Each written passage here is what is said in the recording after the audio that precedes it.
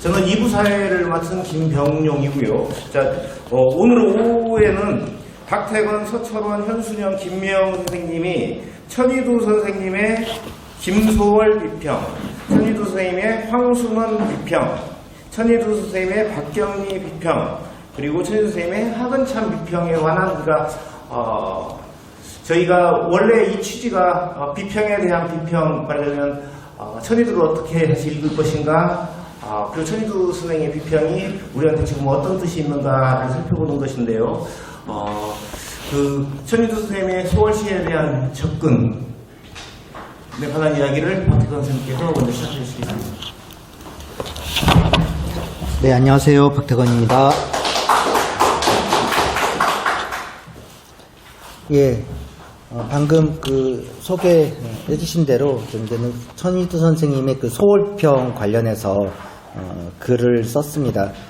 제목을 동경과 구원의 시작이라고 이야기한 것은 동경이 이제 유토피아적인 어떤 부분이라면 결국에는 유토피아를 달성할 수 없는 그런 어떤 한계와 그런 단절, 스스로의 어떤 한계를 느끼는 이런 부분들이 사실 한인 거고요. 이 한을 어떻게 풀어나가는가에 대해서 소월의 어떤 노래로서 어떤 소월을 바라봤다 라는 측면에서 이제 구원의 시작이라고 한 겁니다. 특히 이제 소월 선생에서 바라본 민요적인 어떤 부분에 대해서 하남 선생은 특별하게 관심을 갖고 주목하고 있다라는 게 이제 제 글의 요지입니다. 읽어가면서 말씀을 드리겠습니다. 초기 한에 대한 문학적, 미학적 관심이 후기에 들어서 한국 문화 전반으로 확대되고 있는데요. 초기에 주력했던 황수원의 소설과 시에 대한 관심, 그리고 판소리 연구를 확장되는 이 부분에서 시에 대한 관심의 확장이 소월에서 한마디로 주목되고 있다, 시작되었다라고 볼 수가 있습니다. 왜 그러냐면 하남이 첫 비평을 쓴 시인이 소월이기 때문입니다. 소월에 대한 하남의 주요 글은 여기 소월의 멋부터 쭉 네 군데가 이제 중점적으로 나와 있고요. 또 다른 데 이제 조금씩 나와 있는데 그중에서 가장 중점인 게 1960년 내한 소월의 멋, 그리고 오늘 주로 제가 말씀드릴 임해미야하고 전통대 소월시입니다. 특히 전통가 소월시는 논문인데요. 임해미야 내용과 크게 다르지 않습니다. 그런 측면에서 임해미야를 좀 중심으로 두고 있다라는 거고, 또 소월에 대한 언급이 10년 단위로 언급되고 있는 것을 이제 볼 수가 있습니다. 소월의 멋은 현대문학 12호로 특집으로 기획된 원고인데요. 같은 잡지로 등단한 지 1년 만에 발표한 초기 비평에 해당합니다. 하남은 58년 11월에 등단한 이후에 59년에 2편, 60년에 2편의 잡지에 발표합니다. 소월의 멋은 하남이 발표한 5번째 글이자 특정 작가를 전면으로 비평한 첫 번째에 해당합니다. 그 전에 비평했던 4편의 작품들은 사실 작가 비평이 아니고 문학사나 아니면 문학 이념적인 어떤 부분이거든요. 그래서 본격적인 작가 비평이 소월에서 시작됐다라는 것이고요.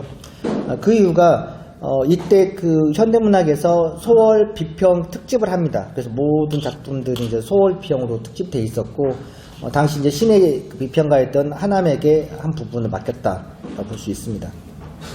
하남이 생각한 소월은 당대 유행했던 보헤미안적인 로맨스틱 즉흥성과 동경 의식이 휩초하지만 정한의 감상에 휩쓸리지 않고 구원의 시작으로 나간 최초의 개성적인 시인이었다라는 것이 이제는 하남이 소월을 높게 평가하는 부분이기도 합니다.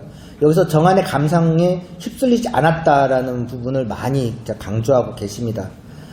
이를 실증하기 위해서 기존의 소월 비평의 어떤 민요적이고 아니면 어떤 정통 정서다라고 얘기했지만 뭔가 좀 이론적이고 또 구체적인 근거들이 없다라는 부분에서 선생은 당시에 나왔던 정음사에 나온 정본 소월시집의 154편과 여기서 노력된 9편의 시를 소월시집에 찾아내서 어휘의 사용 빈도수, 이미저리 등 아주 구체적인 어떤 실증적인 연구를 진행하셨고, 여기에 소월시 어법을 영향성 파악해서 전통 시가의 율조의 소월시의 형태를 대비하는 등 다른 시조 시인이나 다른 비평가들이 생각하는 언급한 소월하고는 다른 측면에서 학자적인 어떤 연구를 하셨다라고 볼 수 있습니다. 한편 소홀의 묘시 발표되기 전에 서정주의 그 59년 평론이 게재된 데 있는데요.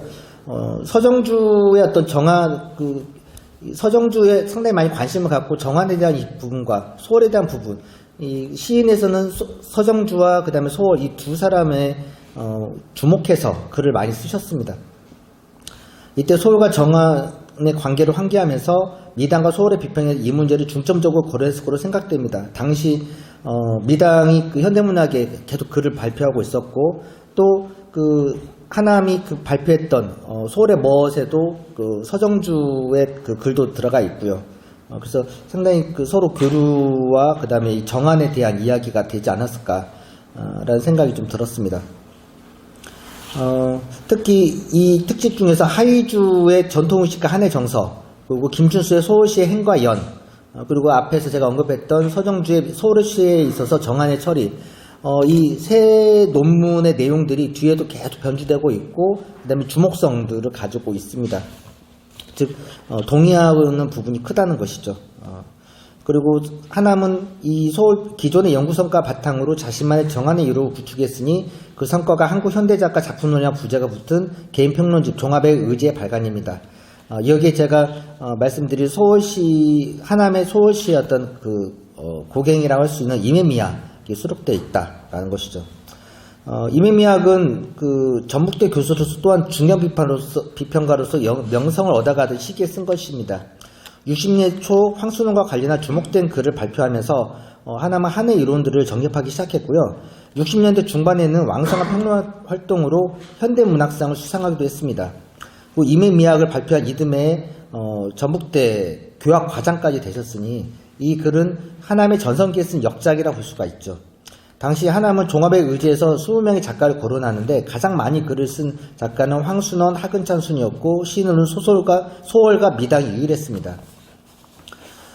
즉 임해미학이 그 소홀평에서 어느 정도 생각과 그 다음에 한에 대한 어떤 정신이 그 정립된 그런 저작이라고 볼 수 있는 것이죠. 그로부터 10년 지나서 발표한 전통과 소홀시는 대부분을 전제한 겁니다. 물론 그 기간 개인사적인 고난의 시기가 있었다라고 이제 알고 계시고요.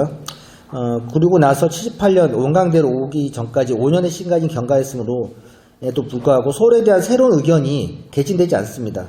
즉 임해미학은 그 10년 전에 발표했던 소홀의 멋에서 확실히 달라지고 어떤 정한의 개념들이 확장된 데 비해서 그로부터 10년 후에 발표된 이 전통과 소홀시는 이 10년 전에 발표했던 내용에서 크게 달라지지 않고 있다라는 것이죠. 그것은 뭐 여러 가지 제가 뭐 개인사적인 내용도 물론 있었겠지만 무엇보다도 기존에 생각했던 그 사고가 아마도 본인이 생각할 때도 크게 바꿀 필요가 없다라고 생각하시지 않았을까라는 생각이 듭니다. 이후 하남 역작인 한해 구조 연구에 게재된 한해 다층서가 단면성은 한국 문학의 그 소홀의 정한 개념이 자림에게만 어떤 근거로 사용되고 있습니다. 즉 소홀 비평, 소홀 논문 관련해서 검색을 많이 해보면 이 하남 선생의 이 내용들을 많이 언급하고 있습니다. 하다못해 송수건 선생을 언급하는 논문에서도 하남 선생의 소홀 비평 내용들을 언급하는 논문들이 다수 있었습니다. 이렇게 임해미학은 하남의 소홀 비평의 핵심이라고 볼 수가 있어서 이 글을 중심으로 전개할 것입니다. 두 번째 장입니다. 동경의 시점과 현실의 이유 배반. 하남은 소홀시가 감정의 낭비요 서투른 뉘앙스들한 세간의 평가에 일부 동조합니다. 그러나 그 매력이 소홀시를 고전으로 남는 데에서 한마디로 방해가 되지는 않을 거라고 이야기합니다. 이 매력의 중심에 유토피아 지향이 있다는 것이죠. 유토피아리즘은 백조파를 유시한 서정시의 특징이라고 볼 수 있고요. 백조파 이론이었던 소홀시에서 동경의 시정이 자리 잡게 된 것은 당연한 것입니다. 하남은 소홀시어를 분석해서 가장 많이 쓴 어휘가 가다라고 분석을 해냅니다. 반면에 오다라는 것도 꽤 많이 쓰였다는 것이죠. 즉 가다라는 것을 많이 쓴 것은 이상향으로서 동경에게 가겠다는 어떤 의지를 보이는 것이고요.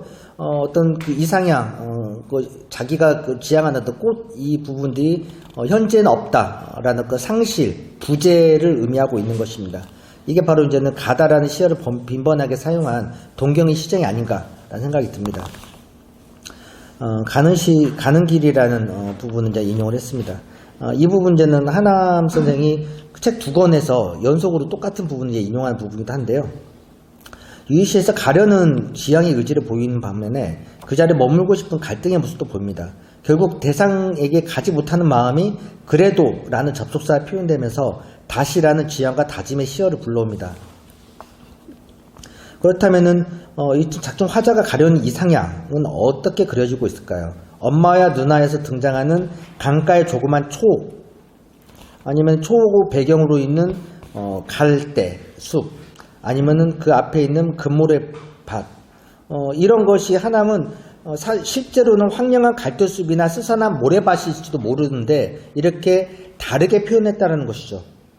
왜냐하면 아무리 초라한 곳이라도 소울에게는 정든 곳이기에 돌아갈 꿈의 장소로 매김되기 때문입니다. 빈약한 초옥이라도 찬란하게 그리는 것, 이게 저는 이제 마법, 유토피아리즘의 어떤 마법이라고 보고 현실의 고난을 이겨내는 어떤 힘이라고 보고 있습니다. 그리고 현실의 어떤 비루함, 환멸의 기억을 지우는 고향의 어떤 향수가 아닌가. 여기서 말하는 고향은 만들어진 고향이고 갈 수 없기 때문에 더 이상화된 고향이라는 것입니다.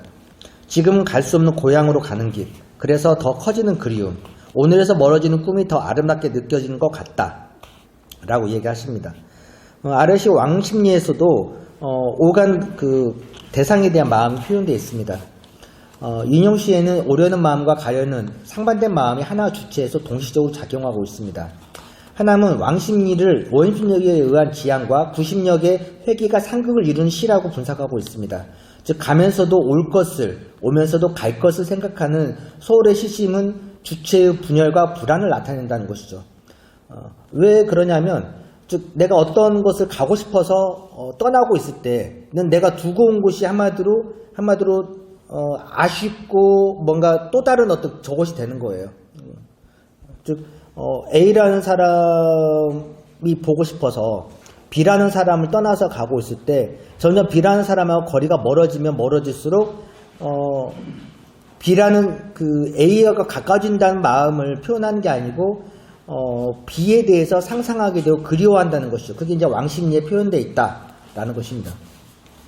그리고 이것이 소원시에서 보여준 분열의식이라고 얘기했는데요. 이 분열의식을 하남은 이율배반이라는 표현을 쓰십니다. 즉 소월 자체가 서정적인 게 아니고 어떤 이해타산적인 어떤 부분이 있고 계산적인 어떤 부분들이 있는데 또 다른 어떤 서정적인 것들이 그리워하는 데서 내면에서 충돌이 일어나기 때문에 주체의 분열과 불안을 나타낸다라고 표현하신 거죠. 소월시가 분열의 의식을 보이는 것은 시인이 내면과 외면의 상호 모순적인 요소를 극복하려는 데 나타난다.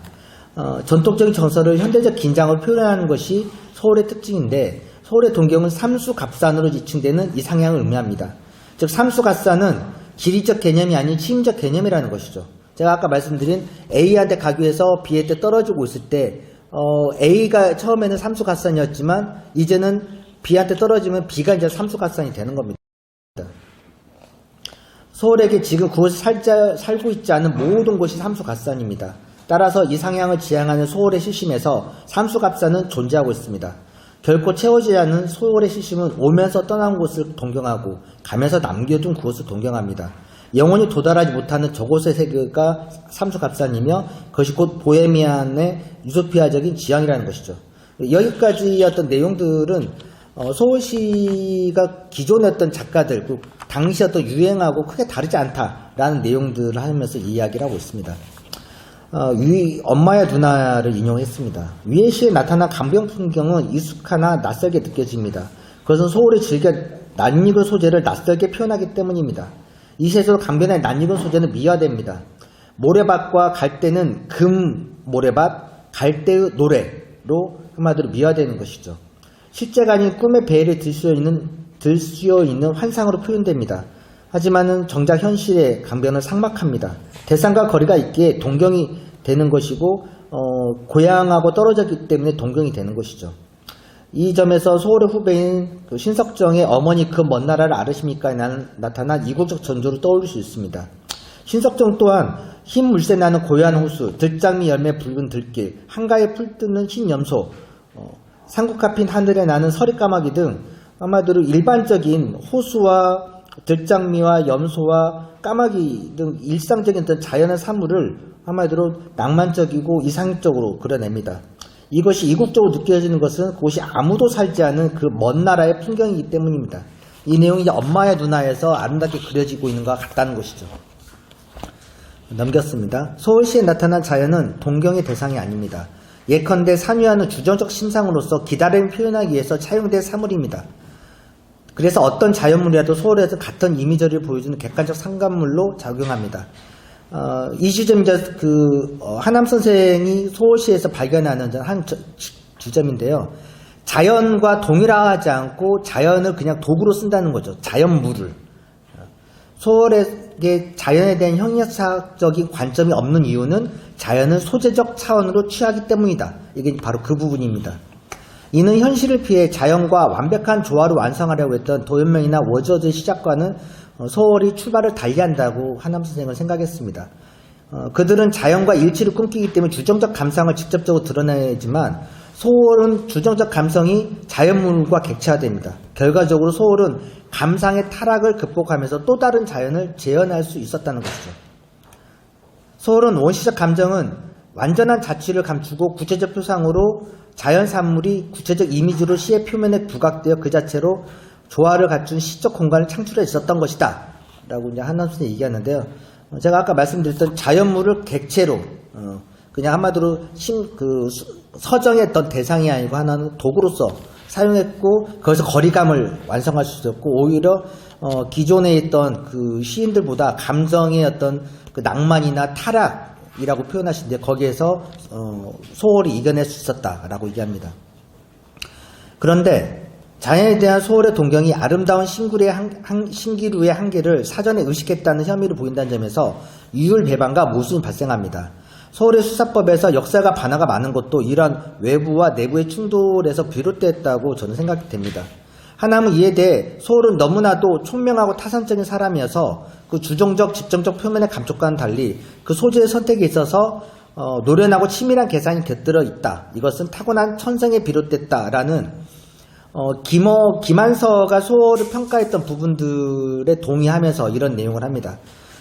즉 소월이 그 상대를 졸업하지 않았지만 상고를 나오고 그 다음에 계속 그 돈과 관련한 그런 일을 하게 된 것도 이런 부분이 타고난 천성과 관련되어 있지 않을까라는 것이죠. 무엇보다 하나님이 주목한 것은 소월이 시 쓰는 마음과 시 쓰는 태도를 다르게 보였다는 것입니다. 인용문에서 한 부분만 읽겠습니다. 우리의 영혼이 우리의 가장 이상적인 미의 옷을 입고 혹은 동구, 양류의 충강은 아리따고 풍류는 번화, 풍표 만점의 산란한 벽도와 꽃잎만 저으는 우물 속에서 즉흥의 두레박을 두놓기라도 할 때는 시에 이르는 바 시온으로 그 순간에 우리는 현현되는 것입니다. 여기에서 이 산란한 벽도와 꽃잎이 저으는 우물에서 시를 즉흥의 두레박을 들이듯이 시를 쓴다라고 이제는 소월은 자기 스스로 유일한 어떻게 보면 자기의 어떤 시론이거든요. 여기다 얘기하지만 이 즉흥의 두레박이라는 표현에 대해서 하나님이 주목을 합니다. 이 즉흥의 두레박 하면 당시 유행한 대로 자연적 감정의 직접적 발산이라고 볼 수 있는데 여기에서 모순을 발견한다는 거죠. 사실 소월은 즉흥의 두레박을 들였다고 하지만은 자세히 살펴보면 면밀한 계산과 세밀한 탁마가 이루어졌다는 것입니다. 그리고 이러한 소월의 어떤 그 태생적인 천성적인 그리고 어떤 계산적으로 이것들을 분석하려는 이런 모습이 모던의 감상주의를 극복하고 전통에서 한마디로 탁월한 전통의 어떤 소재에서 탁월한 성체를 이루는 어떤 하나의 부분이 됐다라는 게 이제는 소월을 평가하는 부분입니다. 하남은 소호를 평가할 때 원인으로서 생활에서 타선적이지만 시는 감상적이었고 근대교육을 받는 교양으로서 전통을 추구했으며 당시 유행한 데카당티즘과 센티멘탈 로맨티즘에 천착한 눈물 감상의 정도를 한으로 승화했다라는 점을 듭니다. 그 아래 부분에서 핵심은 그 엘리어트의 평가를 그대로 따라서 로맨티시즘의 후예면서도 최초의 반 로맨티스트가 소홀이다 라는 평가에서 이제 주목할 수 있고요. 처음부터 지적 절제를 전제하고 전통의 그릇에 제약함으로써 탁월한 성취를 이룰 수 있었다 라는 게 이 동경의 시학에서 한 발 더 나갈 수 있었던 하나 큰 소홀의 장점이다라고 미당은 봅니다. 하나는 봅니다. 시간이 10분밖에 안 남아서 좀 빨리 넘기겠습니다. 다음 이제 임의 정체인데요. 이 임이 한마디로 저곳에 있는 좀 떨어져 있는 한마디로 동경이다라는 부분이고 하남은 이 소홀의 시에서 나온 임이 여성적 화자라고 합니다. 왜냐하면 지금까지의 남성이 기다리는 게 아니라 여성이 기다리는 거고 여성이 그 임을 따라가고 싶지만 가지 못한 한계를 느끼는 그래서 이 고려가요 가시리에서 어떤 이 한이 한마디로 소월의 어떤 임의 한으로 연결됐다라고 얘기하시고요. 예전에 미처 몰랐어요 라든지 님의 노래라든지 이런 데서 님의 여성적인 말투를 지니고 있다. 두 번째는 사랑의 주도권이 내가 아니라 상대이기 때문에 그렇다라는 그런 의미에서 먼 후일이라든지 진달래꽃 제 예를 들고요. 정읍사에서 백제여인의 마음이고 고려 여인의 마음인 가시리에서 여기서 나오는 그런 마음이다라는 것이죠. 세 번째로 소월의 임은 현실에 부재하기 때문에 그렇다라는 이야기입니다. 이 부분 앞에서 많이 이야기했기 때문에 왕십리 예를 들어서 했거든요. 이 부분을 좀 넘어가겠습니다. 소월의 세 번째 문단입니다. 소월이 그려낸 청상의 시공간은 유토피아 공간으로 진입하기 위한 지점이지만 화자가 아직은 도달하지 못하는 낮 에스의 공간입니다. 즉 소월시에서 나타난 정한은 서름으로서 한이며 한탄이 내면적으로 길어진 한이라고 하남 선생은 생각했습니다. 저는 이 점에서 그 하남 선생이 언급하지 않았지만 고무도화가에서 이미 강을 건너버린 임의 어떤 정서하고도 연결되지 않을까라는 생각이 듭니다. 즉 백수광부를 쫓아가다가 말고 바라보면 비련의 주인공이 여자로 상정된다는 거. 이런 점에서 이런 가시리에서 소월까지 이어지는 임에 대한 이야기 그리고 임의 모습을 보면서 소월의 어떤 화법이 자연스럽게 여성적 화자를 상상하게 됐다라는 이야기를 이렇게 그 6항에 걸쳐서 하남 선생님 분석하고 있습니다. 즉 임의 부재가 제한적이지 않은 영혼적인 것이기 때문에 화자의 그림 또한 영원한 울림을 주게 된다고 하남 생각했습니다. 그런 이유로 임은 결코 돌아올 수 없는 존재이기 때문인데요. 반면에 이 사장에서는 사실 그럼 임을 정말 보고 싶으냐라는 건데 소월의 입장에서는 임은 좀 봐서는 안 되는 존재입니다. 왜냐하면 이 이승의 경계를 넘어간 거고 아마도 일종의 그 망자에 대한 그런 그리움만 있는 것이지 정말 다시 돌아와 버리면 A를 찾아갔던 B를 떠나서 A를 찾아갔던데 이 B를 다시 찾아가면 본인이 안 되기 때문에 그런 거예요. 그래서 자신의 어떤 한탄과 이걸 이겨내기 위해서 어떻게 하느냐? 노래를 부른다는 거죠. 구원으로 노래, 그것이 가장 전통적인 소재가 민요라는 것입니다. 45페이지 고무도화가 넘어가서 서름덩이 이 부분 제가 읽겠습니다. 인용문. 꿇어앉아 울리는 향로의 향불 내 가슴에 조그만 서름의 덩어리 초다새 달 그늘에 빗물이 운다 내 가슴에 조그만 서름덩어리. 이 서름덩어리는 풀기런 매침의 감정으로 재현된 청상의 시공간입니다. 즉 청상이 발현된 공간에서 내면에 상승된 서름덩어리야말로 한국적 한의 한 중요한 속성이라고 볼 수가 있죠. 이 김동리가 그 소월의 그 특질을 정한이라고 이야기하는데요. 그리고 이 정한이 왜 그러냐면 닿을 수 없는 거리의 인식이라고 이야기합니다. 이 김동리의 인식을 그 하남 선생도 그대로 좀 받아서 쓰고 있고요.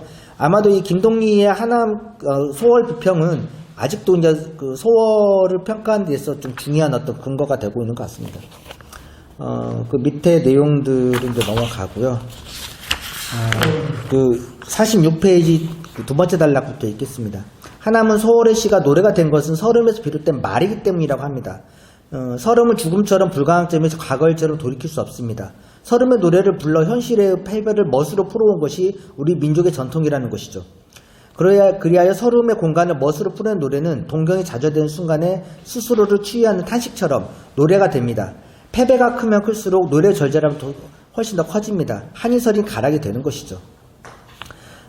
당시 유행했던 자유시의 경향이 산문시의 의미를 선택한 반면 소월이 거꾸로 전통 음유를 해결로 뒷걸음친 것은 현실을 바라면 산문이 되고 꿈을 바라면 음유를 선택하자는 것이 소월의 선택이었고 소월은 꿈을 선택했기 때문에 민요 쪽 가락인 음유를 선택했다라고 하남 선생은 생각했습니다. 그 다음 단락입니다. 하남은 소월의 시의 민요성을 분석하면서 내린 결론은 다음과 같습니다. 첫째, 소월이 접근한 정안의 세계는 서민 대중의 페이소스와 일치합니다. 둘째, 생활 현실에 대한 풍자와 해화적 요소가 민요 경지와 일치합니다. 민요가 이제 해학적인 게 많죠. 셋째, 소월시가 간직한 서사적 구전적 요소와 시어의 토속성과 지역성이 민요 특징과 일치합니다. 넷째, 47페이지입니다. 토속적인 자연사물을 즐겨 쓰는 것도 민요의 속성이고요. 다섯째, 민요에는 시간이나 거리에 대한 수치가 막연합니다. 하남 이와 같이 민요적 요소를 살펴본 뒤에 소월시가 민요에 구애되지 않고 율조와 행, 연, 구분, 배열을 통해 음주와 의미질 변화를 꾀한 점을 높이 평가합니다. 하남의 의견을 바꿔 말하면 소월의 노래는 임의 부재로 인한 한계를 인식하고 내면의 슬픔을 구원의 시약으로 승화시키고자 하는 부르는 전략적 말하기, 토로의 방식이라 볼 수 있는 것이죠. 즉 민요를 하고 노래를 하는 건 그 한마디로 자기 구원의 그것들이 한마디로 되지 않는 것에 대한 한마디로 그 후회와 탄식으로 끝나는 게 아니라 그것을 이끌어내고 한마디로 승화시키려는 하나 과정에서 노래가 되는 것이고 소월시에서도 그 부분이 나타나고 있다라는 것입니다. 마지막 단락입니다. 그 가수 이장희가 불 꺼진 창이라는 노래를 부르는데 제가 이 글을 쓰다가 이 노래를 들었어요. 나는 우울해 누군지 행복할 거야. 그녀를 만난 그 사내가 한없이 부럽기만 하네. 불 꺼진 그대 창가에 나는 서성이네. 내 모습이 서로 돌아서 왔네. 이런 게 이제 서름인 거죠. 다른 사내가 이제 그녀하고 즐기는 아름다움을 이제 서름했는데 이런 대중과의 어떤 이야기들이 여전히 나오고 있고 님은 먼 곳에 김추자가 불렀던 이 노래도 한마디로 말하지 못하는 것들에 대해서 그 사람이 떠나고 나서야 후회하는 그런 내용들이 소월의 어떤 감정이나 정안의 임들이 계속 나오고 있다는 것입니다. 마지막 단락은 2000년 가수 마야가 부른 진달래꽃 노래말인데요. 여기에서 한마디로 기존의 어떤 소월적인 님의 가시였던 내용들이 전혀 변주돼서 나옵니다. 그 아픔 나는 숨을 쉴 수가 없고 행복하길 빌어줄게 내용은 빌어줄게 이런 식으로 직접적인 토로가 되고 있는 것이고 젊은 수용자들이 전통에 대해서 재해석한다는 측면에서 아마도 소월시의 어떤 수용성에 대한 이야기가 하남 선생이 새로 지금 계신다면 어떻게 이야기하실지 궁금하다라는 이야기입니다. 나가면서 이제 간단하게 말씀을 드리겠습니다.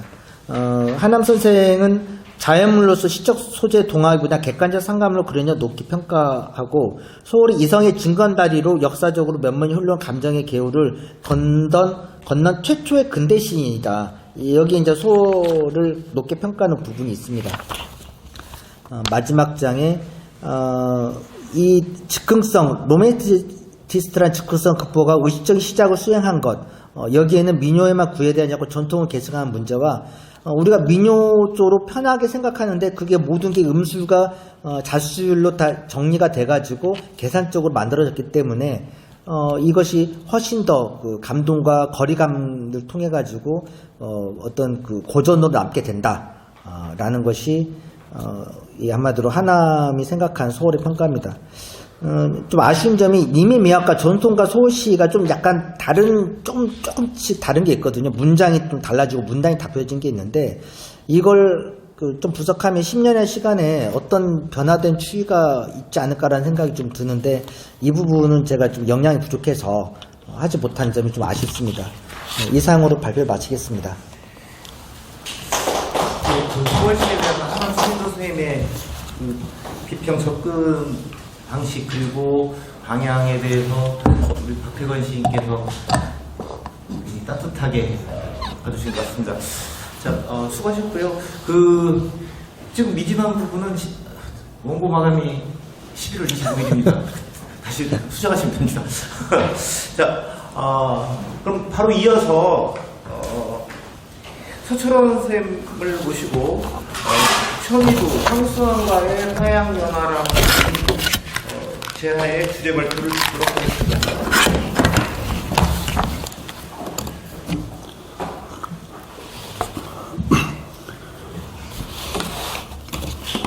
네, 안녕하십니까. 서철원입니다. 저는 천인도 선생님께서 생전에 황순원 작가에 대한 여러 가지 어떤 작품에 관한 해설, 그리고 비평에 관해서, 글을 좀 살펴보고 거기에 대해서 좀 글을 좀 써봤습니다. 아주 다양한 내용들이, 발견되고 있고, 그 속에 천인도 선생님이 평소에 가지고 계시던 어떤 황순원 문학에 대한, 아주 금자탑 같은 느낌의 글들이 아주 많이 발견되었습니다. 제가 발표하게 될 이 글은 제목을 황순원과의 화양연화라고 지었는데, 이 화양연화는 사실은 영화 제목이기도 하거든요. 과연 천인도 선생님과 황순원과의 어떤 만남이나 인연이나 이런 것들은 어땠을까를 상상하면서 제목을 좀 붙여봤습니다. 어떤 현실성을 떠나서 이 문학인들이 가지고 있는 어떤 시대적인 환상성 이런 것들은 어느 정도 그 속에 내재되어 있지 않을까, 그런 생각을 좀 해봤습니다. 글이 좀 길어서 다 하기에는 좀 벅차고 좀 줄여서 좀 읽어가도록 하겠습니다. 먼저 천인도 선생의 삶과 문학에서 53쪽 셋째 단락으로 넘어가겠습니다. 창극 작가인 동시에 판소리 연구자로서 금자탑을 쌓아온 천인도 선생은 한국인의 정서를 대표하는 한의 구조를 통해 무형의 유산으로서의 가치를 실현해 왔습니다. 그 선생님의 대표 저서는 아주 많이 있습니다.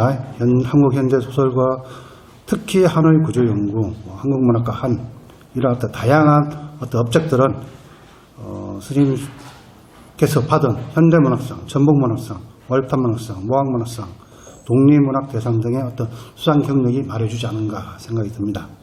특히 한국 현대소설로는 일제강점기를 포함한 한국 현대소설의 주류에 대한 면밀한 고찰을 보여주고 있습니다.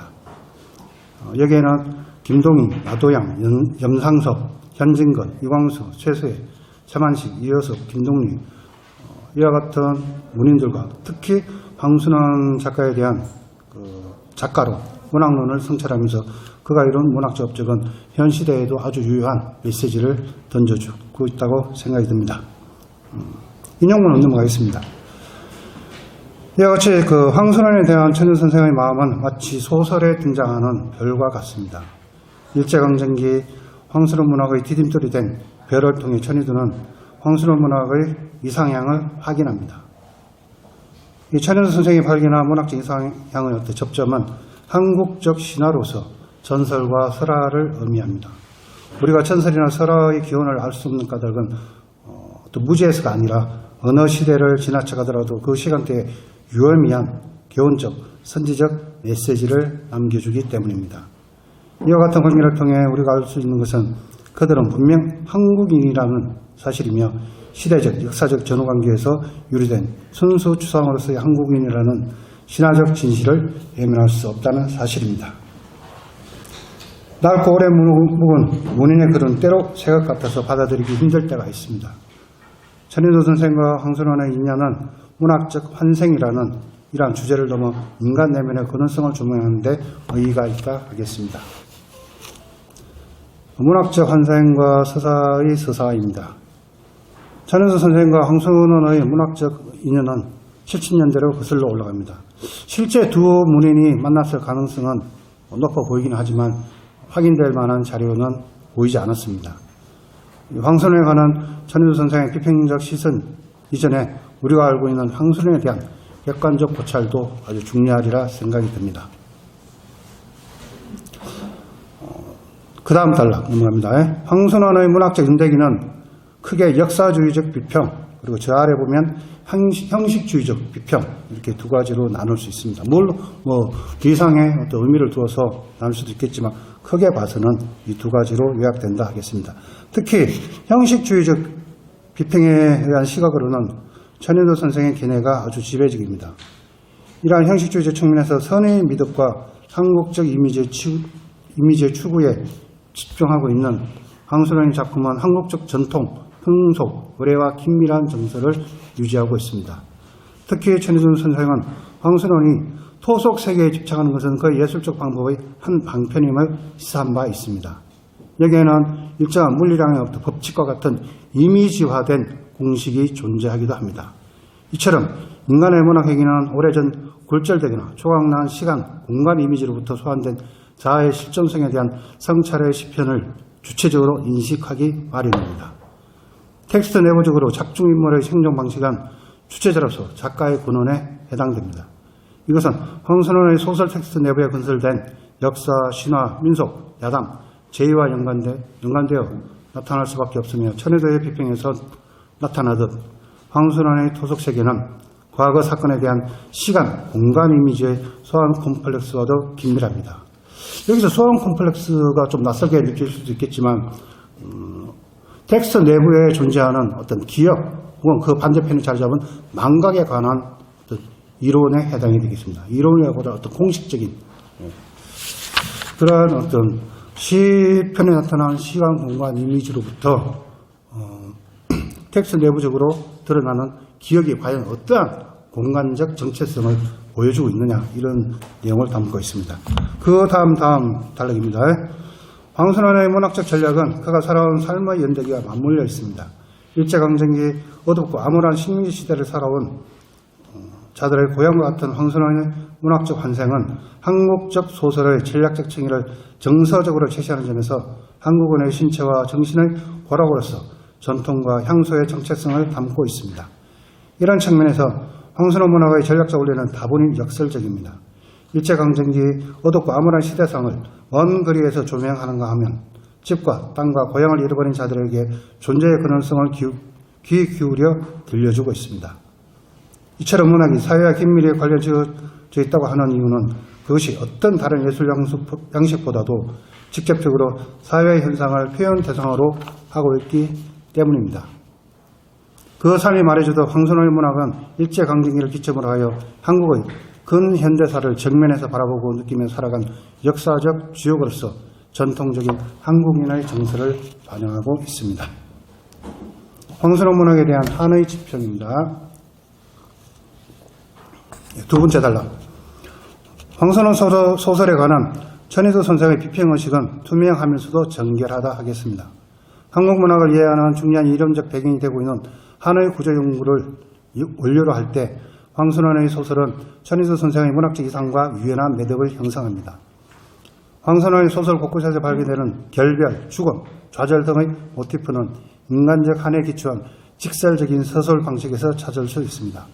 이와 같이 소설에서 가장 중점적으로 주목되어야 할 근본적인 요소 가운데 하나는 바로 소설의 문제를 얼마나 적합하게 풀어가느냐의 문제와 직결됩니다. 문학 텍스트 내부에 구성된 소설은 대부분 2년에서 출발합니다. 2년으로부터 시작된 만남은 필연적으로 결별을 경험하고 좌절하며 기억하기까지 1년의 과정을 지납니다. 다음 단락으로 가겠습니다. 이렇듯 천혜도 선생과 황순원의 인연은 만남과 결별의 체험을 통해 새로운 비평의식이라는 이상적 이미지를 구축하면서도 한편으로는 문학적으로 원숙한 경제의 울림을 선사합니다. 우선 천혜도 선생의 집필에서 발견되는 황순원의 문학적 재발견은 소박하지만 정갈하고 뜬지 않은 대신 깊은 우물을 들여다보듯 강렬합니다. 총합의 여지에서 천혜도는 황순원의 시와 산문에 대해 깊이 있는 탐색을 보여주고 있습니다. 한국 소설의 관점에서 원숙과 폐기를 주제로 하여 황순원의 작품에 대한 밀도가 있는 분석을 제시하고 있습니다. 또한 문학과 시대를 통해 황순원의 대표작인 소나기를 시적 이미지의 미학의 의미로 조명하고 있습니다. 한국 문학과 한에서는 황순원의 인간 전목에 대한 발검의 미학을 원리로 하여 어둠에 대한 발검의 원리를 깊이 있게 성찰하고 있습니다. 한국 소설의 흐름에서는 문학활동의 장수불러의 주제로 황순원의 근원과 신작, 신들의 주사에 대해 평하고 있습니다. 이와 같이 천인수 선생의 황순원에 대한 다양한 비평들은 동시대를 살아온 작가와 비평가로서 만남을 기반으로 언젠가는 헤어지게 될 결별의 순간만큼이나 굵고 강렬한 인상을 보여줍니다. 개인을 넘어 한국문화의 역사적 주역으로서의 황순원에 대한 천혜도의 비평적 신념에는 한국적 하나의 정서로부터 유발되는 은근과 끈기의 밀도가 감지됩니다. 여기에는 진정한 근대 역사의 출발점이 된 해방의 의의가 개인의 삶에서 어떻게 구체적으로 경험되었는지를 보여주는 황순원의 문학사적 의의가 무엇보다 크게 작용하고 있다 하겠습니다. 58쪽으로 넘어가겠습니다. 황순원 문학의 어둠과 밝음. 황순원 문학에 대한 천우 선생의 비평은 다양한 매체에서 발견됩니다. 종합의 여지에서 한국 소설의 흐름까지 황순원 문학의 텍스트에 관한 비평은 당대의 사회적, 시대적 상황과 무관하지 않습니다. 다음 단락으로 넘어갑니다. 황순원의 문학 텍스트를 해석하는 천혜도의 언어 전략은 사회적, 시대적 인지 국면, 즉 사회와 시대를 바라보는 이상과 감성의 감흥력을 바탕으로 하고 있습니다. 텍스트 내부의 과거 기억에 대한 이성과 감성을 기반으로 한 언어 현상을 이해할 때 황순원이 지닌 방대한 언어적 전략과 의미를 심층적으로 분석해낼 수 있습니다. 이런 측면에서 볼 때 천혜도 선생의 서사적 비평 전략은 황순원이 살아온 삶의 연대기와 맞물리면서 그 살아온 나라의 시대적 격변과 어둡고 암울한 사회적 상황을 고려한 어둠과 그 반대편에 자리 잡은 밝음에 대한 이성적, 합리적 판단에 기초하여 설명되고 있습니다. 첫째, 시와 산문 황순원은 74년 종합의 의지에 실린 글을 보여주고 있습니다. 이 글은 황순원의 초기 시집에서부터 소설에 이르는 방대한 비평을 담아내고 있습니다. 황순원 문학의 전략적 충의를 체계적으로 제시하고 있는 이 글은 일제강점기 어둡고 암울한 폐허의 시대를 살아온 자들의 서사적 한포리를 다루고 있습니다.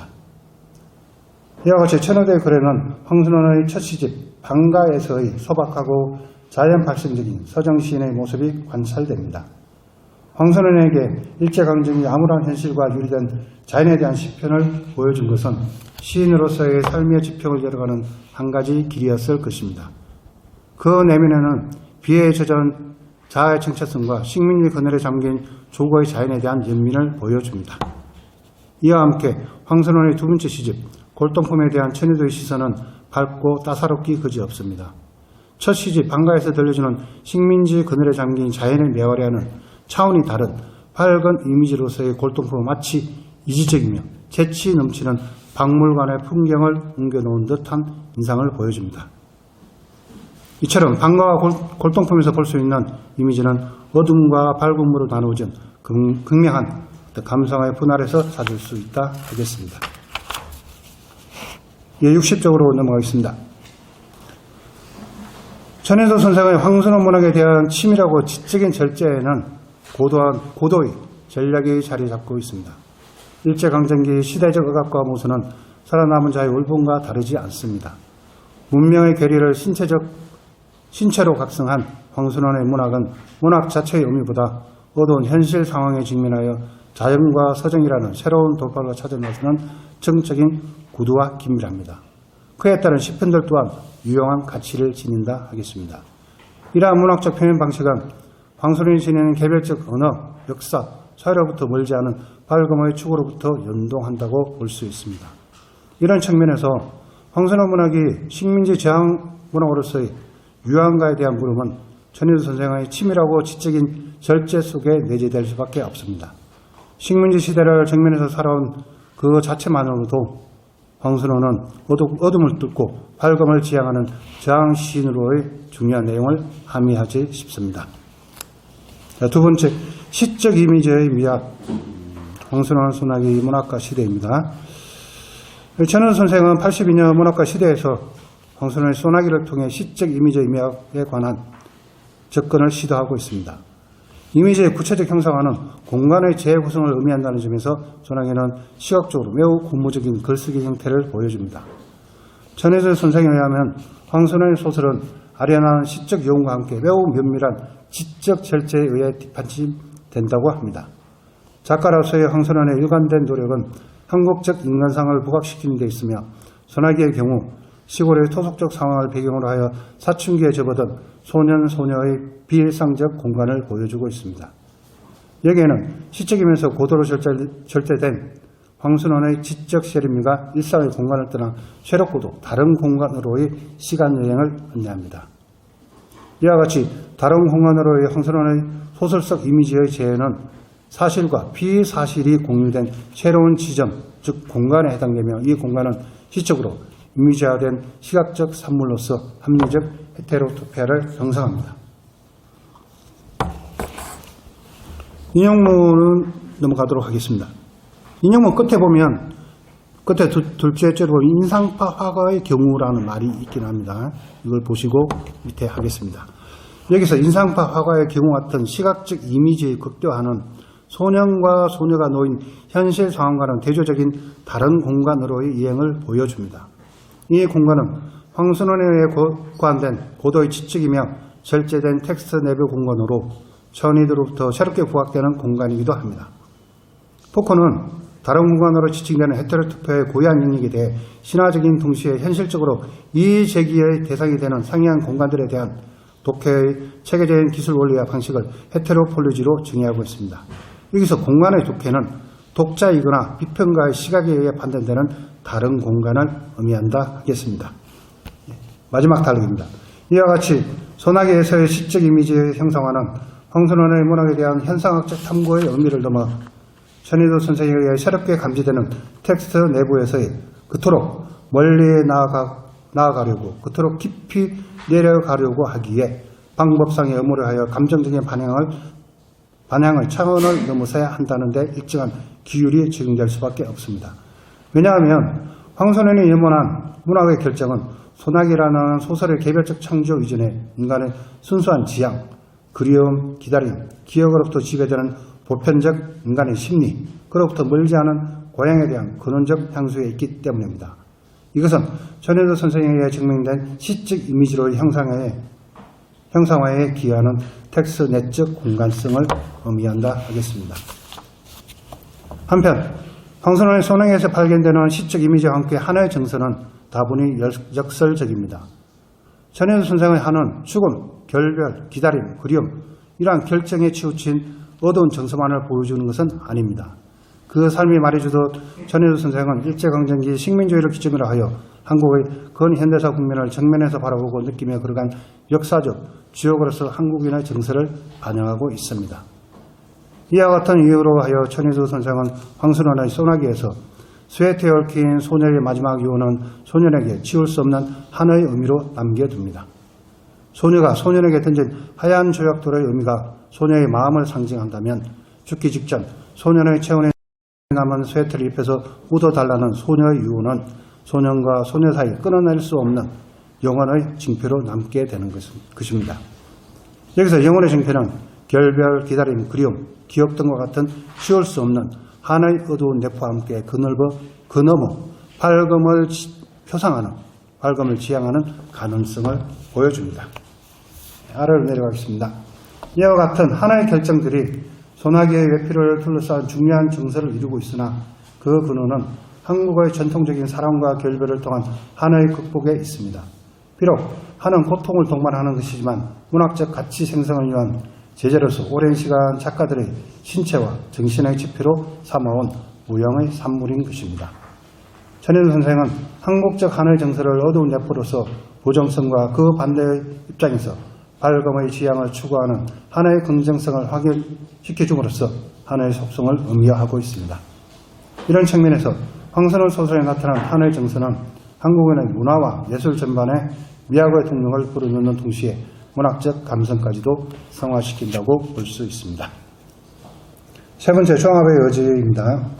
조항합의 여지, 황순원의 움직이는 성은 98년 출간된 황순원 작가론 총서 8권에 실린 글입니다. 이 글은 황순원의 단편소설과 장편소설에 대한 천의도 선생의 비평을 담아낸 것으로 황순원 문학의 다양한 양상을 제시하고 있습니다. 황순원의 움직이는 성을 조명하면서 천의도는 한국적인 아름다움을 추구하려는 노력과 인간의 숙명적인 고독의 의미에 대해 천착하는 완고한 작가적 정체성을 발견해냅니다. 전자의 노력은 황순원의 단편문학의 성과로 이해할 수 있으면서도 후자의 노력은 나무들 피타레스다와 1월과 같은 장패 문화의 결실로 이어집니다. 이러한 완고함이 황선원을 일으키는 동력이 되어왔던 것도 사실입니다.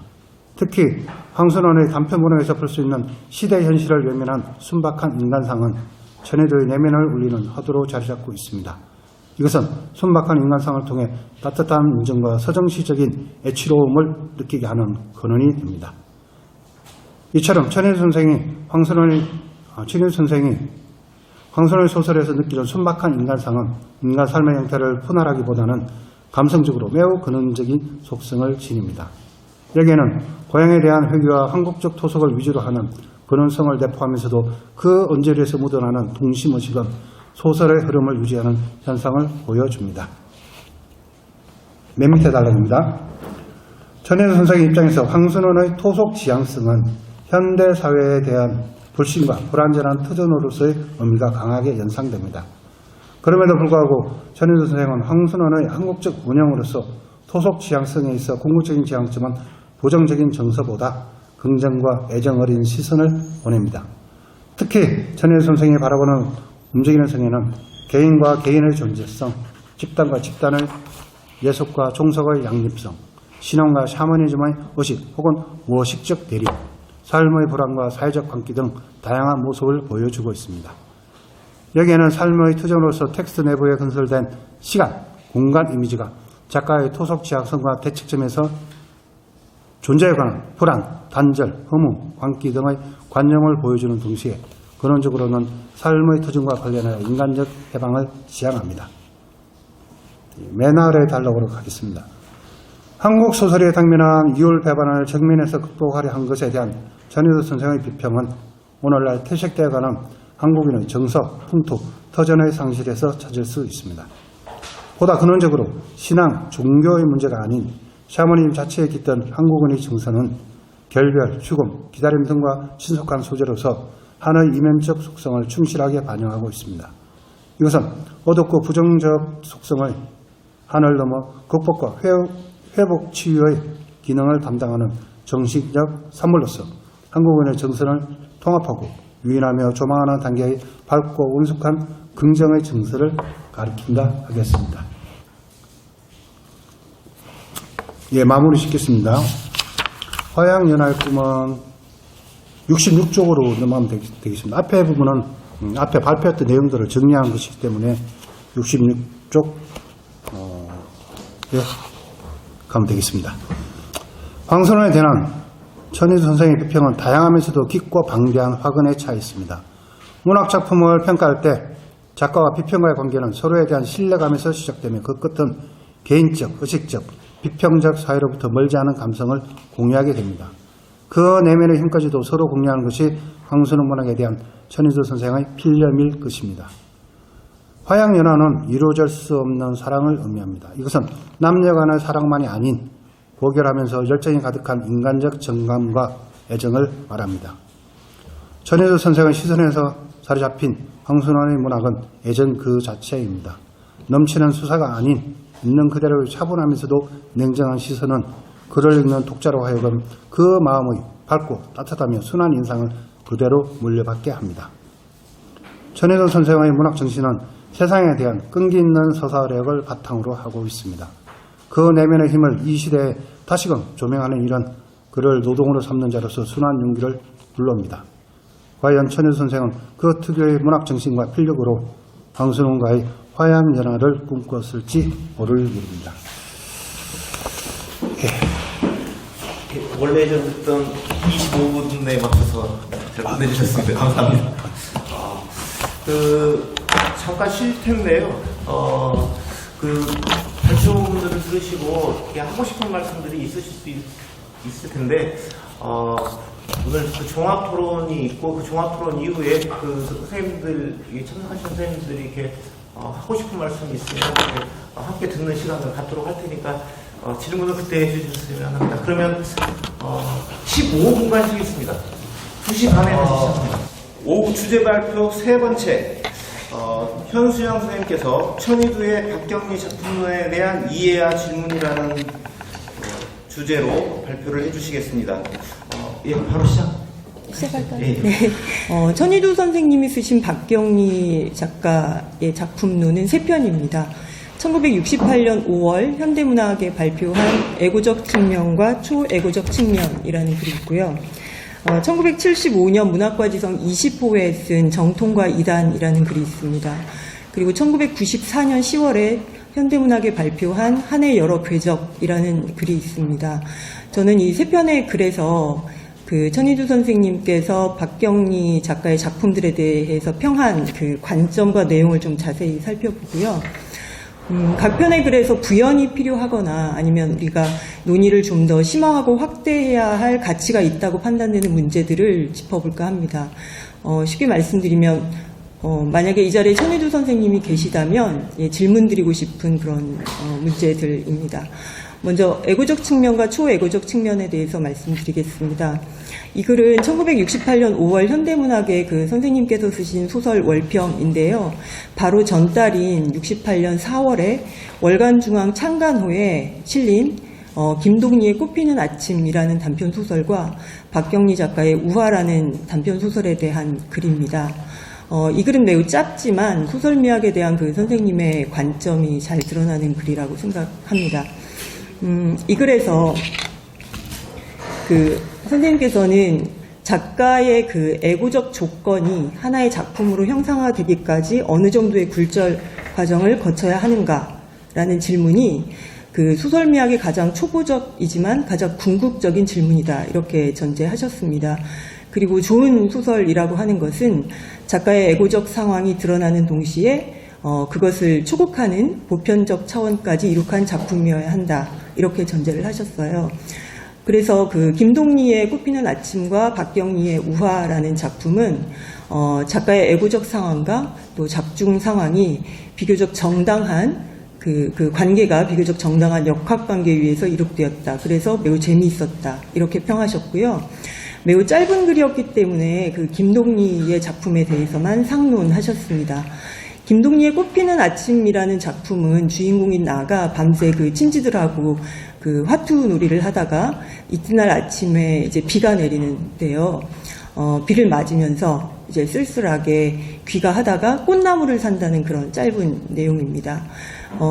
그 천희두 선생님께서는 이 작품에 그 주인공 나가 굉장히 고독한 모습으로 그려지는데 그 고독한 모습이 작가 김동리의 어떤 애고적 모습, 개성을 매우 잘 반영하고 있다.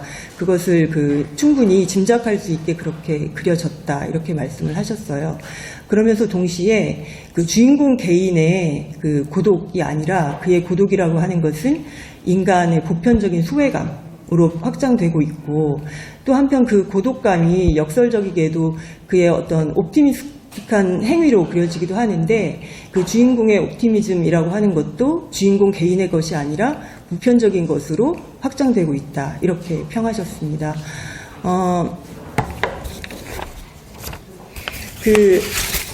이 글은 매우 짧은데요. 이 글에서 제가 2가지 점을 좀 더 이제 공부해 봐야겠다고 생각을 했습니다. 첫 번째 문제는 뭐냐 하면 이제 천희두 선생님께서 쓰신 애고라는 말의 의미입니다. 그리고 두 번째는 박경리 작가의 작품 우화에 대해서는 상론하지 않으셨기 때문에 이 작품을 선생님께서 어떻게 읽으셨을까 매우 궁금했습니다. 그래서 좀 찬찬히 생각을 전개를 해보았는데요. 그 선생님께서 쓰신 애고라는 말의 의미를 파악하기 위해서는 먼저 역시 선생님께서 쓰신 초애고라는 말의 의미를 좀 살펴봐야 될 것 같았습니다. 그 제목에는 애고라는 말과 초애고라는 말을 나란히 쓰셨는데 글의 본문에서는 초애고라는 단어를 거의 쓰지 않으시고 그 단어 대신에 보편적 또는 보편이라는 단어를 계속 쓰셨어요. 그래서 초애고적이 보편적, 초애고가 보편의 의미라면 애고는 개성 정도의 의미가 아닐까 그렇게 생각을 했습니다. 그래서 애고라는 말로 표현한 개성을 천희두 선생님이 어떻게 생각하셨는지를 그 다음에 생각을 좀 해봐야 되는데요. 그 개성에 대해서 그 이상섭 선생님이 설명해 놓으신 것이 좋은 참조가 되었습니다. 이상섭 선생님은 개성이라고 하는 것을 한 개인을 다른 개인들과 구별짓는 그 내적 특질들의 총체다 이렇게 정의를 하셨고 개성이라는 말을 자아 또는 주관 또 주관성 이런 말들하고 주체성, 주관, 자아라는 말들하고 이제 바꿔 쓰기도 한다 이렇게 설명을 하셨고요. 그 다음에 문학적 표현에 개성이 관여하는 방식에 대해서 이제 논란이 있다. 그 이유는 뭐냐 하면 문학은 개성의 표현이다라는 명제가 여러 가지로 해석되기 때문이다. 이렇게 설명을 하셨어요. 그래서 첫 번째는 어떻게 해석이 되냐 하면 개성은 문학적 표현의 주체다. 두 번째는 개성은 문학적 표현의 목적, 대상이다. 세 번째는 개성은 문학적 표현의 수단이다. 이렇게 해석이 되기 때문에 논란이 된다고 설명을 하셨습니다. 개성이 문학적 표현의 주체라고 한다면 그때 개성은 문인 자체일 것입니다. 문학적 표현의 주체로서의 문인은 사회적 공통성도 가지고 있지만 또 개인의 특수성도 가지고 있는 존재고 그 두 가지의 속성은 이제 끊임없이 긴장 관계를 형성하는 것이고요. 또 개성이 문학적 표현의 대상이고 목적이다라고 한다면 그때 개성은 그 개인의 특수한 정신 내용을 뜻할 겁니다. 그때 개인은 반드시 작가일 필요는 없고 소설의 인물도 해당한다고 생각합니다. 그리고 개성이 문학적 표현의 수단이라고 한다면 그때 개성은 그 문인의 문학적 선택의 원리, 또 그 관찰의 각도, 미적 감각, 인생관 이런 것들일 겁니다. 이 설명을 토대로 보니까 그 천희두 선생님은 개성이라고 하는 것을 그러니까 자아로 번역될 수 있는 에고를 개성의 의미로 썼다 이런 판단이 들었고요. 그 다음에 개성을 문학적 표현의 대상, 목적이다 이렇게 보신 것 같아요. 그 다음에 이제 박경리 선생님의 우화에 대해서는 상론하지 않으셔서 어떻게 이 작품에서 개성이 보편으로 확장되는 것을 파악해내셨을까 그 점이 궁금했어요. 그래서 소설을 찾아 읽어봤는데 이 소설의 인물들의 그러니까 정신의 특수성이라고 하는 그 문학적 표현 대상으로서의 그 개성이 이 소설 속의 주인공인 그 송선생이라는 소설가가 등장하는데요. 그 사람에 의해서 그리고 그 사람이 쓰고 있는 소설을 통해서 이제 그 사람들 개인의 문제가 아니라 이제 일반적 차원으로 이제 확장되는 그런 양상을 살펴볼 수 있었습니다. 특이한 것은 그 송 선생이 쓰는 소설이 알레고리 소설이거든요. 그러니까 작품 제목이 우화인 것처럼 알레고리 소설인데 그 도리와 용의 부부의 갈등에 관한 얘기입니다. 근데 그들의 갈등이라고 하는 것이 그들의 갈등일 뿐만 아니라 이제 송 선생 주변에 있는 사람들의 갈등에 대한 비유, 나아가서 보편적으로 인간들이 겪는 갈등의 어떤 구조를 그 소설이 비유하고 있는 것으로 저는 읽혔습니다. 그래서 그 송 선생이 그 인물들의 개성, 그러니까 특수한 정신적인 내용을 알레고리 소설을 통해서 이제 보편의 차원으로 확장시키고 있다. 중요한 것은 그 송 선생에게 그 작가 박경리 선생의 개성이 이제 많이 투영되고 있다고도 보여졌습니다. 그래서 이 두 가지 문제에 대해서는 앞으로 좀 더 공부를 하고 논의를 심화해야 할 것으로 그렇게 생각합니다. 그리고 두 번째 글은 정통과 이단이라는 글인데요. 박경리 선생의 장편 소설 단층하고 그 박상융의 죽음의 한 연구에 대한 글입니다. 두 작품이 이제 막 그 단행본으로 출간되었을 때 문학과 지성사 측의 요청으로 쓰신 글이라고 이제 그래서 밝혀주셨는데요. 이 글의 대전제는 이제 소설 문학의 정통과 이단이 뭐냐 하는 문제인데요. 천희두 선생님께서는 소설 문학의 정통이라고 하는 것은 현실과 긴밀하게 연계된 그 작중 현실을 구축하려는 시도였고 그 과정이었다 이렇게 보셨고요. 20세기의 그 실험적 소설들이 20세기 초반의 그 실험적 소설들은 그 현실과의 연계를 되도록 단절하려는 시도들이었기 때문에 그것은 이단이다 이렇게 전제하셨습니다. 그리고 그 박경리의 단층에 그려지는 현실이라고 하는 것은 거의 실제 현실과 흡사한 그런 현실인 반면 박상융의 그 죽음의 한 연구의 현실이라고 하는 것은 현실과 철저히 유리된 인공의 현실이다 이렇게 말씀을 하시면서 그래서 박경리의 단층은 소설의 정통을 따르고 있는 소설이고 죽음의 한 연구는 소설의 이단에 해당한다 이렇게 파악을 하셨어요. 그 다음에 이제 두 작품에 대해서 상론하셨는데 이제 저는 박경리의 단층에 대해서 하신 말씀만 좀 간추려 보겠습니다. 맨 처음에 이런 말씀을 하셨습니다. 박경리의 단층은 장편 소설의 컨벤션을 비교적 충실히 따른 작품이다.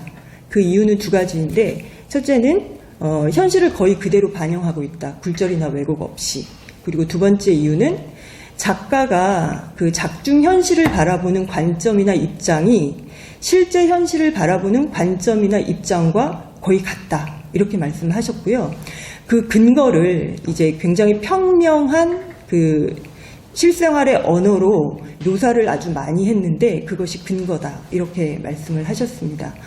그 다음에는 이제 이 작품의 주제를 두 가지로 이제 파악을 하셨는데요. 첫 번째 주제는 가족 구성원들 간의 그 단절, 그 관계의 뒤틀림 또는 관계의 단절이 이 작품의 첫 번째 주제다. 이렇게 말씀을 하셨어요. 근데 중요한 것은 그들의 관계가 왜 그렇게 뒤틀리고 단절되었는가? 그 이유는 유교 때문이다. 말하자면 유교의 상처를 각 인물들이 이제 겪어내는 과정에서 또 삶의 방식을 나름대로 찾다 보니 이제 관계가 뒤틀리고 단절됐다. 이렇게 설명을 하셨고, 중요한 것은 인물들이 그 상처를 어떻게 극복하느냐, 그 계기와 양상이다. 그래서 이 작품의 그 두 번째 주제이면서 핵심 주제는 유교의 상처를 극복하는 계기와 양상이다. 이렇게 말씀을 하셨습니다. 그 다음에 세 번째로 짚으신 것은 이 단층이라는 소설이 박경리의 그, 장편 소설인데 이 작품을 통해서 작가 박경리가 현실을 보는 그 시야가 굉장히 넓어졌고 깊어졌다는 것을 확인할 수 있다. 이렇게 평가를 하셨습니다. 그래서 이 글을 쭉 읽어보니까 이제 두 가지 점을 좀 질문을 하고 싶었어요. 첫 번째는 이 단층이라는 작품이 장편소설의 그 컨벤션을 잘 따른 작품이라고 하면서 설명하신 두 번째 이유가 저는 좀 잘 이해가 안 됐습니다. 그러니까 작가가 작중현실을 바라보는 관점과 시야가, 실제 현실을 바라보는 그것과 같다는 것을 어떻게 증명할 수 있는지 작품만 읽고, 그리고 그 평명한 일상어로 된 묘사문들이 많다는 것이 그 근거가 어떻게 될 수 있는지, 이런 것들을 이제 좀 더 공부해야 되겠고, 또 만약에 선생님 계시면 질문하고 싶다. 그런 간절한 생각을 좀 했고요. 또 하나는 이제 박경리의 그 현실에 대한 인식이 이 작품을 통해서 매우 심화되고 확대됐다라고 평을 하셨는데, 이거는 이제 박경리 소설 연구에서 쟁점이 될 만한 문제인 것 같습니다. 이제 그 이전에도 박경리 작가는 장편을 많이 발표했는데, 그 작품들을 다 놓고 비교 대조하는 연구를 좀 해야 할 것 같습니다. 그러니까 박경리 작가의 그 현실 인식의 어떤 추이라든지 그 심화 양상이라든지 이런 것들을 잘 얘기를 하려면 단층 이전의 장편들하고 이제 나란히 놓고 이 작품을 봐야 하지 않을까, 그런 생각을 했습니다. 제가 너무 빨리 하군요. 그 다음에 이제 마지막 글이 한해 여러 궤적이라는 글인데요. 현대문학 1994년 10월에 발표하신 글입니다. 이 글은 이제 토지에 관한 평문이에요. 토지 완간에 맞춰서 이제 발표를 하신 글입니다. 이 글에서 천희두 선생님께서는 그 토지의 문학사적 의의를 먼저 이제 논하셨고요. 그 다음에는 토지에 등장하는 인물들을 한해 궤적이라는 관점에서 그 인물들의 삶을 이제 논하셨습니다. 그런데 그 토지가 지니는 소설사적 의의를 이제 밝히시는 방식이 굉장히 흥미로웠는데요. 토지가 세운 그 기록들을 쭉 열거를 하셨어요. 이제 그 기록이 한 6가지쯤 되는데요. 첫 번째는 이제 분량면에서 이게 기록적인 작품이다. 그 다음에 집필 기간이 25년이니까 이제 매우 이제 이중유의 집필기가 기록적이고, 그 다음에 세 번째는 시간적 공간적 배경의 그 스케일이 기록적이다. 이렇게 말씀을 하셨고요. 그 다음에 네 번째는 토지에 아주 많은 인물들이 등장하지 않습니까? 그 인물들의 숫자, 그 다음에 인물들의 관계, 그 다음에 인물들의 계층이 매우 다양할 뿐만 아니라 또 그 계층의 그 변동이 또 굉장히 다이나믹하게 그려지고, 또 하나는 인물들의 성격이 이제 매우 다변한다는 것입니다. 그래서 그런 것들 또한 매우 기록적이다. 이렇게 말씀을 하셨고요. 그 다음에 6가지인데 2가지가 더 남아 있습니다. 네. 그리고 또 하나는 그 토지의 소설, 그 토지라는 소설에는 주인공이 없다. 이렇게 말씀을 하시거든요. 그러니까 그 주인공들이 자기 시대에는 주인공으로 살다가, 인물들이 자기 시대에는 주인공으로 살다가 그 자기 시대가 끝나면 이제 사라지고 또 다른 인물들이 등장하고, 이런 측면에서 봤을 때 토지는 주인공이 없는 소설이다. 그것 또한 이제 특기할 만한 것이다. 그리고 마지막으로는 그 토지라는 작품이 소설이라는 그 장르가 포괄할 수 있는 거의 모든 속성을 다 가지고 있다. 이렇게 말씀하시면서 토지는 대하소설의 전형이고, 그 다음에 연대기 소설이고, 또 사회소설이고, 또 성장소설이다. 이렇게 말씀을 하셨어요. 그래서 이런 기록적인 것들을 이제 다 말씀을 하시면서 이제 토지의 소설사적 의의를 이제 밝혀 놓으셨습니다. 그 다음에 이제 하신 것이 가장 빛나는 부분이 아닌가 싶은데요. 토지에 등장하는 인물들의 삶을 이제 한의 궤적이라는 관점에서 논하신 부분입니다.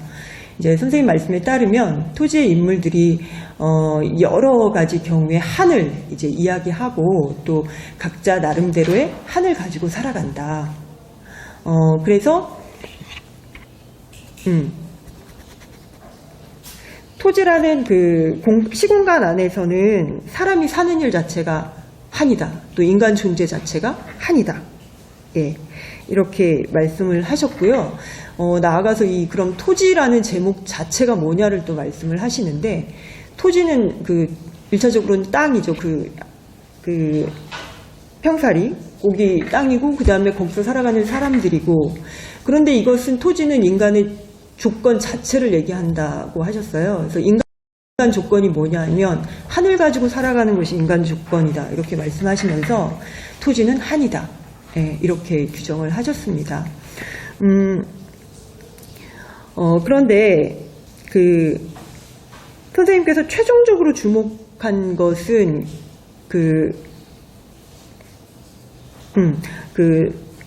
선생님께서 최종적으로 주목한 것이 이제 한의 궤적인데요. 한의 궤적이라는 것을 가지고 인물들의 삶을 분석하기 위해서 이제 이전에 많이 논의해 오신 한의 연구에 관한 내용들 중에서 이제 핵심을 이렇게 간추려서 제시를 하셨는데요. 뭐냐 하면 이제 한의 사귐입니다. 이게 한이라는 것을 잘 사귀었을 경우, 한은 원래 어둡고 충충한 정서다. 근데 이 한을 어떻게 사귀느냐에 따라서, 그러니까 잘 사귄 경우는 그 사람은 이제 한없이 밝아지고 맑아질 수 있으나, 한을 잘 못 사귄 사람은 더 어둡고 더 층층한 존재가 된다. 이렇게 말씀을 하시면서 토지 인물들이 어떻게 한을 사귀었는지, 그 여부, 또 어떻게 사귀었는지 이런 것들을 이제 잘 분석을 해 놓으셨어요. 그래서 어떤 인물들은 한을 사귀는데 실패했고요. 또 어떤 인물들은 한을 사귀려고 하고 또 잘 사귀었다. 중요한 것은 이 한을 가장 잘 사귄, 한을 사귄다는 것이 어떤 것인지를 보여주는 인물들을 통해서 이 작품의 예술성을 보증하셨다는 겁니다. 그 인물들이란 용의와 월선이거든요. 그러니까 그들의 사랑이 이제 정한, 김동희 선생님이 얘기하신 그 정한이다. 이렇게 얘기를 하시죠. 만나서 이제 나누는 것보다 떨어져서 그리워하는 것이 더 많은 정한이다. 근데 이 사람들은 이 정한을 이제 잘 사귀었다는 것이죠. 그래서 그걸 극적으로 잘 보여주는 장면이 이제 월선이 임종을 앞두고 용의를 계속 기다리고, 또 용의가 자기가 먼저 빨리 찾아가면 월선이 이제 숨을 거둘까봐 계속 이제 좀 지연시키다가 찾아가지 않습니까? 그래서 결국은 찾아가서 이제 다독이고 어루만지고 또 아주 절제된 그런 대화를 둘이 나눕니다.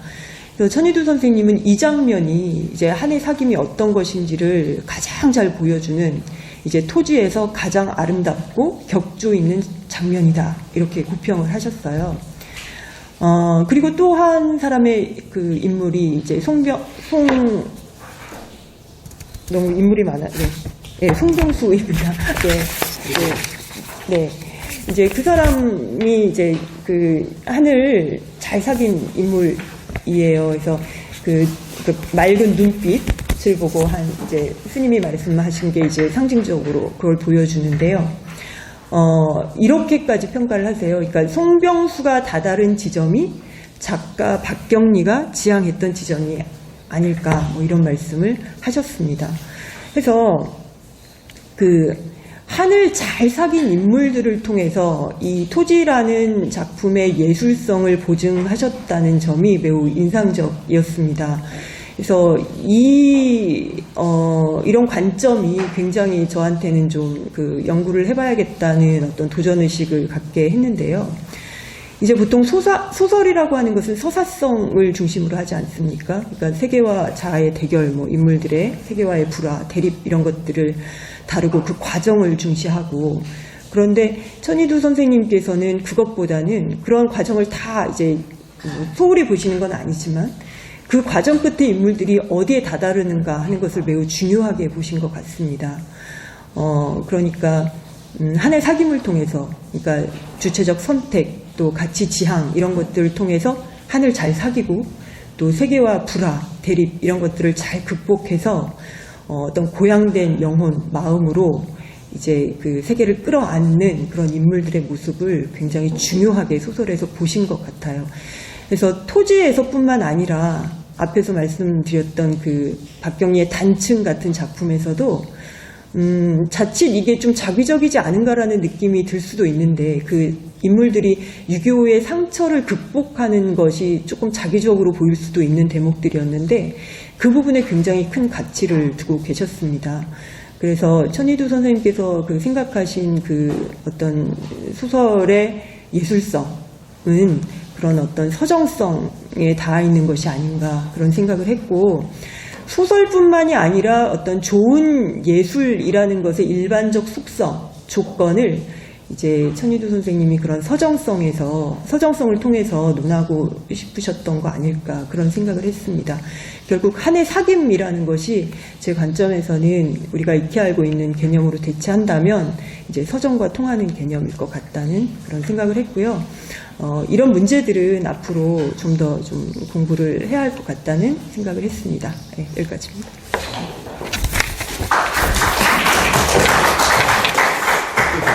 오전 발표자들 시간이 부족하셔서 오후 늦었더니 또 다시 25분을 환원해야 되나.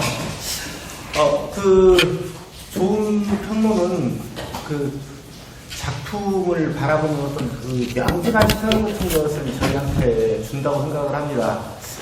근데 오늘 여러 선생님들의 발표를 들으면서 천이두라는 텍스트를 바라보는 또 새로운 시선, 그러니까 박경리를 바라보는 천이두의 시선을 바라보는 또 새로운 시선, 이런 걸 통해서 저희가 천이두 선생님의 어떤 문학 세계 혹은 사상 체계 이런 것들에 대해서 조금 더 명료하게 이해를 하게 되지 않는가, 그런 생각을 하면서 지금 진지하고 흥미롭게 듣고 있습니다. 김미영 선생님 발표가 이제 마지막 발표인데요. 아까 말씀드린 것처럼 김미영 선생님 발표하고 나서 종합토론, 그리고 또 전정구 선생님이나 이렇게 혹시 하실 말씀 있으면 준비해 두셨다가 말씀해 주셨으면 합니다. 자, 그러면 바로 이어서 김미영 선생님.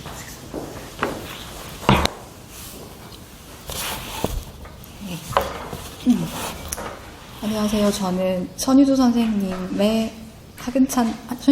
하근찬 작가를 어떻게 읽어나가셨는지 짚어보고자 했고요. 그리고 그 과정에서 제 나름대로 하근찬 작가를 기억으로 순환사를 치유하고자 했던 작가가 아니었을까라고 해석해 봤습니다. 그래서 제 해석이 조금 들어간 글이 될 것 같습니다. 발표문에 읽도록 하겠습니다. 억압의 상처는 끊임없이 되돌아옵니다. 억압이 국가 간의 전쟁이나 권력기관의 압력에 의해 행사될 때 억압은 개인의 신체와 기억의 상처로 각인됩니다. 한 번 각인된 상처는 내면에도 영향을 미쳐 삶 전체를 잠식합니다. 나아가 억압이 폭력을 동반할 때 상처는 개인의 각성만으로 치유될 수 없습니다. 신체의 자유를 장악당한 개인은 주체적으로 사고할 수도 없기 때문입니다. 작가들의 작품에 투영된 과거도 이와 다르지 않다고 봤습니다. 작가들의 작품에 반복적으로 재현되는 과거에는 미해결된 문제가 잠재되어 있기 때문입니다. 작가들의 과거는 개인적 경험이면서 역사적 경험과 닿아 있습니다. 작가들이 소환한 개인적 기억은 역사적 기억과 공명하며 그들의 현재에도 영향을 미칩니다. 역사적 경험은 작가들에게 있어 창작의 동력이면서 상처에 대한 저항이자 끝나지 않은 애도로 표출되기 때문입니다. 하근찬에게 전쟁과 식민지의 기억은 과거의 일이지만 완결된 사건은 아닙니다. 하근찬은 과거를 현재의 지속 가운데서 포착하고 현재 속에서 의미를 찾고자 했습니다. 이는 단순히 과거를 고발하는 것에 그치는 고발문학의 성격만을 취하는 것이 아니라 공적 담론에서 소외된 한 개인의 상처를 조명하고자 했던 작가의 문제의식과 닿아 있습니다. 이런 그의 문제의식은 훼손되고 소멸된 것에 대한 복원의 문제와 공명합니다. 그가 상처를 복원해 나가는 방식은 암담한 현실에 대한 고발을 넘어 고유한 한국적인 것의 옹호로 표상됩니다. 이 글에서는 하근찬의 1950년에서 70년대 단편 중 전쟁과 식민지의 경험이 재현된 작품을 중심으로 살펴보고자 합니다. 이 작품들 중 천이두의 문학과 역사에 대한 인식 방식과 민족 문학론적 관점, 그리고 인정의 문제를 기준으로 하근찬이 담지해온 고유성에 접근하고자 합니다. 이 과정에서 하근찬의 작품 속에 내재된 상처와 치유의 의지 또한 읽어낼 수 있으려고 봅니다. 두 번째, 하근찬 문학에 투영된 전쟁과 역사의식입니다. 제가 읽어내고자 했던 방법은 앞에서 읽었던 것처럼 천이두 선생님께서 문학과 역사를 어떻게 인식하고 있는지, 그리고 민족문학론적 관점은 어떠했는지, 그리고 인정을 어떻게 바라보고 있는지라는 기준으로 하근찬의 작품을 읽어내는 과정을 따라가고자 했습니다. 그래서 천이두는 문학과 역사의 관련성을 언급한 글에서 역사는 많은 경우에 문학의 방법을 이용하고 문학은 역사에서 제재를 빌려오기도 한다고 썼습니다. 그는 문학과 역사의 친연성을 강조하면서 소설 속에 표상되는 현실은 분명 가공의 현실임에도 불구하고 그 안에서 우리는 살아있는 특정한 한 시대의 삶의 양상이 직접 간접으로 반영되어 있음을 보게 된다고 말합니다. 인용을 넘어가겠습니다. 특히 그는 문학이 역사나 실제 현실에서 제재를 차용하지만 현실은 허구적 공간 안에서 왜곡되고 불절된 양상으로 나타날 수밖에 없다고 말합니다. 그럼에도 문학이 시대성을 띌 수밖에 없다는 것을 언급하면서 작가 또한 특정한 시대의 관점을 반영한 문학행위를 할 수밖에 없다고 말합니다. 다음 장으로 넘어가겠습니다. 두 번째 단락부터 보겠습니다. 천이두가 강조하고 있는 것은 작가의 역사의식입니다. 그래서 그는 작가의 역사의식 내지 역사의식은 작가의 개성이나 취향에 따라서 강약의 차이가 있을 수 있고 또 적극성이나 소극성의 차이는 있을 수 있지만 결국 필연적인 것이라고 말합니다.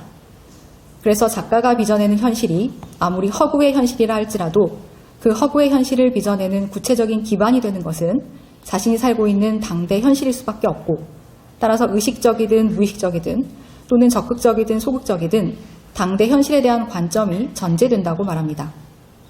결국 문학 속 작중 현실은 가공의 현실이지만 당대의 현실을 반영할 수밖에 없기에 시대성과 역사성을 수반하게 된다는 것입니다. 그래서 작가는 그의 문학행위의 과정에 있어서 자기에게 주어진 시대 상황에 대한 일정한 역사의식을 전제로 하지 않을 수 없다는 점에서 역사와의 친연성을 갖고 있다라고 할 것입니다. 이상에서 살펴본 문학과 역사에 대한 천이두의 인식 태도는 그가 하근찬의 작품을 읽어내는 방식의 한 방향을 제공합니다. 하근찬은 1931년 10월 21일 경상북도 영천에서 태어나 1930년대 말부터 해방 직전까지 중일전쟁과 태평양전쟁 상황을 경험하며 유년 시기를 보냅니다. 1940년 무렵 전북 죽산에 정착하고 그곳에서 소학교를 졸업합니다.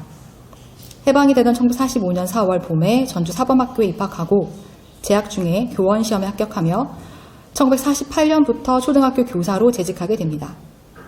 이처럼 그는 1937년의 중일전쟁, 41년의 태평양전쟁, 50년의 한국전쟁을 경험하며 성장한 것입니다. 이후 그는 57년 한국일보 신춘문예에 순환이대가 당선돼 소설을 쓰기 시작합니다. 그는 소설가로 4.19 혁명과 5.16 군사정변을 경험하고 이후 교육주보사 기자, 교육자료사 편집기자, 대한교련공제조합 세교실 편집부 기자를 거치면서 꾸준히 작품을 발표합니다. 그는 69년 전업작가 생활을 시작하고 72년부터 유신시대를 겪습니다.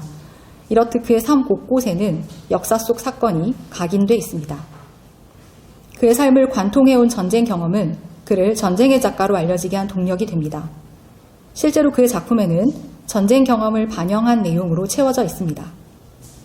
지금까지 작품 경향은 세 시기로 구분돼 왔습니다. 그 첫 번째 시기는 50에서 60년대에 창작된 작품으로 한국전쟁을 배경으로 한 대부분의 소설이 이 시기에 속합니다. 이 시기의 하근찬은 민중의 삶에 투영된 전쟁을 다룹니다. 하근찬의 작품은 민중들의 훼손된 신체로 전쟁의 참혹함을 가시화하고 그들이 상처를 대하는 방식에 주목합니다. 이 시기 작품에는 등단작인 순환이대를 비롯하여 낙뢰, 나룻배 이야기, 흰 종이수염, 홍소, 분, 왕눈과 주든지, 산울림, 붉은 언덕, 야호 등이 있습니다. 두 번째 시기는 70년대로 이 시기 하근찬은 일제 마렵 소년 시절의 체험을 바탕으로 한 소설을 발표합니다. 이런 작품으로는 낙발, 족제비, 일본도, 죽창을 버리던 날, 32매의 엽서, 조랑말, 수양일기, 노은사, 중동화, 월의 소전, 사내들의 등이 있습니다. 세 번째 시기는 80년대 이후로 이 시기 하근찬은 전통문화와 죽음의 문제에 천착합니다. 이 중 다수의 작품이 전통문화를 중심 소재로 삼고 있습니다. 이와 같은 계열의 작품으로는 남행로 고도행, 조상의 문집, 화가 남궁시의 수염, 공예가 심시의 집 등이 있습니다. 이와 같은 분류는 천이두의 글에서도 확인할 수 있습니다. 천이두는 하근찬의 5, 60년대 작품 연구에 국한하지 않고 70년대에 발표된 작품에도 주목합니다. 그 다음으로 넘어가겠습니다. 이런 분류는 그의 창작 경험의 본질적인 전환은 아니며 양자가 다 같이 민족 개개인의 비극의 유인이었다는 점에서 하등의 다름이 없다라고 규정합니다. 그리고 천이두는 하근찬 문학의 본질적 속성이 전쟁의 잔악상에 대한 항변이라고 주목합니다. 항변이라는 점에 주목합니다. 하근찬의 소설을 창작 시기를 기준으로 분류했지만 앞서 천이두가 언급한 것처럼 그의 작품은 전쟁을 민족 개개인의 비극의 유인으로 바라본다는 측면에 있어서는 큰 차이가 없습니다. 하근찬 소설의 본류는 전쟁의 상처를 다루지만 시대에 따라 소재가 조금씩 변화되어가는 양상을 띱니다. 이런 작품의 경향성은 그가 시대의 흐름과 조응했던 작가라는 반증일 것입니다. 이는 천이두가 그의 작품 경향이 변화되는 양상을 짚어내는 부분에서도 확인할 수 있습니다. 천이두는 그의 평론, 작단의 조감도, 소재와 그 의미의 전개, 40대 작가들의 추억담, 두 50년대 작가의 근황에서 하근찬의 변화에 주목합니다. 천이두는 하근찬이 활동하던 50년대는 6.25라는 현실을 고발하는 실제성의 무게가 있었다고 진단합니다. 이후 60년대, 70년대로 진입하면서 전쟁의 긴장보다 과거를 담담하게 기억하는 방식으로 시대적 요구 또한 변화되었다고 지적합니다. 이에 대해 50년대 작가들도 창작의 변화를 시도하는데 하근찬 또한 그 시대적 요구에 상응하는 변화를 시도했다고 평가합니다. 천이두는 그의 70년대 작품이 소년 시절의 체험을 수레한 듯한 내용에 집중돼 있다고 진단합니다. 하근찬은 군국주의의 폭력성을 폭로하기 위한 장치로 때묻지 않은 소년의 시선을 설정한다고 분석합니다. 작품에는 작가 자신의 어린 시절을 회상하는 것으로 설정돼 있습니다. 이는 단순한 회상이 아니라 과거를 되살려 현재 속에서 상처를 재확인하고 과거의 고통을 기억하려는 역사의식 또한 놓지 않으려는 작가의 의도로 읽힙니다. 다만 그 변화된 표현 방식이 담담하고 여유 있는 분위기를 지닌 회상의 방식이라는 점입니다. 이는 과거의 상처가 고통스럽지 않았다는 오해를 불러올 수도 있습니다. 그렇지만 그가 기억을 되살려 과거를 현재로 불러온다는 점에 있어서 하근찬에게 과거는 여전히 현재 진행형이라는 의미일 것입니다. 이는 역사의식을 수반한 창작물이라 하더라도 과거를 소환하는 것의 기저에는 치유되지 않은 상처가 내재해 있다는 반증일 것입니다. 세 번째, 한국적 인정과 전통문화로의 회귀 보겠습니다. 하근찬 문학의 소재는 전쟁의 부당함을 다루는 방식에서 어린 시절의 체험을 재현하는 방향으로 변화되어 왔습니다. 그는 소년 시절의 상황을 형상화하는 것으로 식민지 억압의 부당함을 대변하고자 했던 것으로 보입니다. 어린 시절의 기억을 소환해 현재 시점에서 일제강점기라는 과거를 돌아본다는 시도에 있어서는 이전 작품과 다른 접근입니다.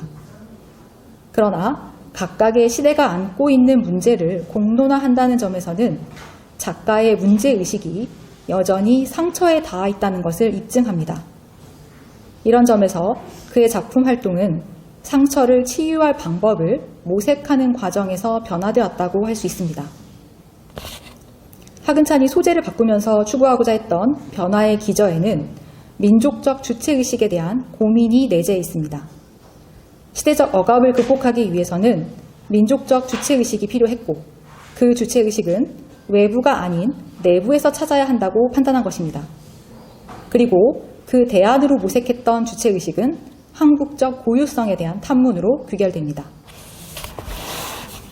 천이두는 하근찬의 문학을 밑바닥에는 사회적, 정치적 현실의 강력한 고발적 자세가 깔려있다라고 평합니다.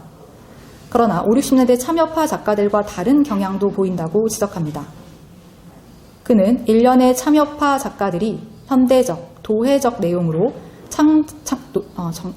창작한 반면 하근찬은 한결같이 재래적, 토속적인 작품에 투영하고 있다고 말합니다. 이는 하근찬이 작품에 재현해온 전통문화적 속성과 상통하는 분석인데 그의 창작 방식은 천이두가 개념화한 바 있는 민족문학론과도 연결됩니다. 천이두는 작가들의 창작 방식을 민족문학론의 견지에서 분석, 평가합니다. 그는 민족문학론에 관한 논의를 세 가지로 구분하고 있는데 그는 각각의 논의를 폐쇄적인 복고주의 문학, 코스모폴리탄적인 서구 취향의 문학, 반제국주의, 반식민주의적 애국투쟁의 문학이라고 설명합니다. 그는 이 논의의 문제점을 폐쇄적인 복고주의의 범주 속에 한정시킴으로써 결과적으로 우리 문학의 무한한 가능성을 지극히 한정된 테두리 안에 머물게 하는 오류를 드러내는가 하면 어떤 이들은 민족문학의 문제를 민족문학 자체 내의 재반 특수성에는 충분한 성찰의 노력을 기울임이 없이 일거의 문학의 세계성의 문제로 비약시킴으로써 안이한 코스모폴리터니즘에 안주하려는 위험성을 드러내고 있다라고 말합니다. 그리고 다른 한편으로는 민족문학의 성격을 반제국주의, 반식민주의의 애국투쟁의 문학으로 한정함으로써 문학이 수행할 수 있는 바 사회적 기능의 측면만을 외구수로 강조하여 다양성을 스스로 제약하는 모순을 드러낸다고 지적합니다. 그렇기 때문에 각각의 논의가 가진 한계점을 보완하고 민족문학의 개념을 정립하기 위해서는 우리 문학의 전통에 관한 올바른 의식을 전제해야 한다고 강조합니다. 특히 전통은 폐쇄적인 반동주의일 수도 완고한 배타주의일 수도 없는 것이며 무성격적인 편승주의나 감상적인 코스모폴리터니즘을 밀 수 없다고 주장합니다. 그는 민족문학으로서의 개성과 세계문학적 보편성을 갖추는 일이 민족문학이 지향해야 할 과제라고 제시합니다. 또한 올바른 민족문학은 주체의식이 확립된 토대 위에서만 그 전통이 성립될 수 있다고 말합니다.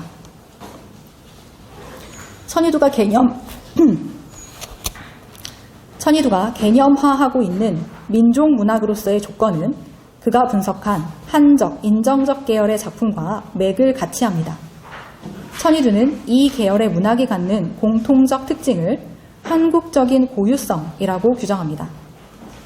이 계열의 1930년대 작가들에게서 확인할 수 있는 한국의 고유성은 세련된 논리적 회화, 과학적 사고방식, 합리적 타산, 신경질적 자의식, 창백한 우울증 등등 현대적 도회인들이 간직하는 온갖 속성 대신에 미신과 선의와 낙천과 원시적 건강성을 간직하고 있고 그들의 생태는 한결같이 변함없는 한국의 강산과 밀착되어 있다는 점입니다. 즉 일체의 외래적 요소에 의하여 한 번도 침해받은 일 없는 재래적인 한국인의 모습인 것입니다. 한적 인정적 계열의 소설은 50년대 한국전쟁 이후 서구적 경향의 문학에 대응하기 위해 소설의 성격을 정형화해 나갑니다. 이들은 한국적 사실주의를 기초로 하고 있고 추구하는 세계가 시대착오적인 그러나 고유한 한국적 세계를 지향합니다. 또한 그 작가들의 대현실적 자세가 사회적, 정치적 명제를 한결같이 외면하고 있는 것으로 특징 지을 수 있습니다. 이들이 전통적인 것을 옹호하고 반산문적, 서정시적인 자세를 견지하는 기저에는 상실에 대한 고통이 내재해 있습니다. 이 계열의 작가들은 전통적인 것을 고수하는 것으로 상실한 것에 대한 애도를 이어가고 있는 것입니다.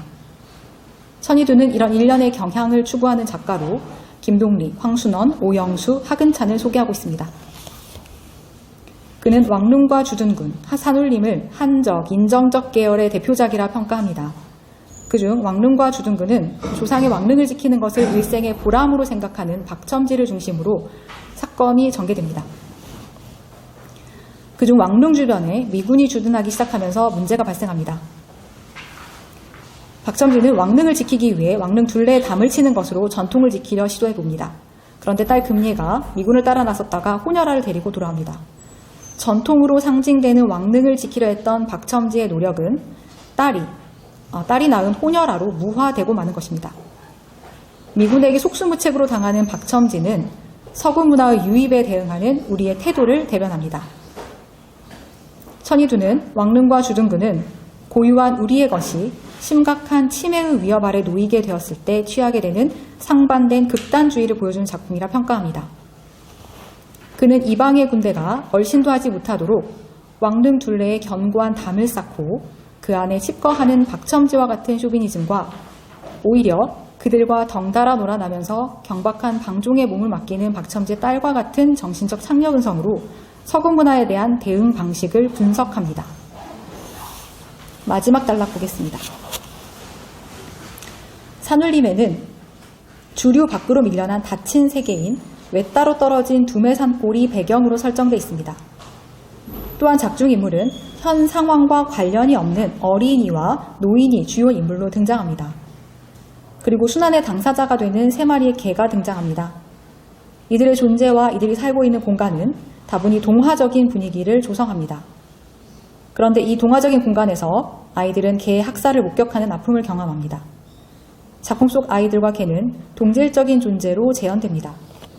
즉 개의 죽음은 아이들의 말살과 동일시되는 것입니다.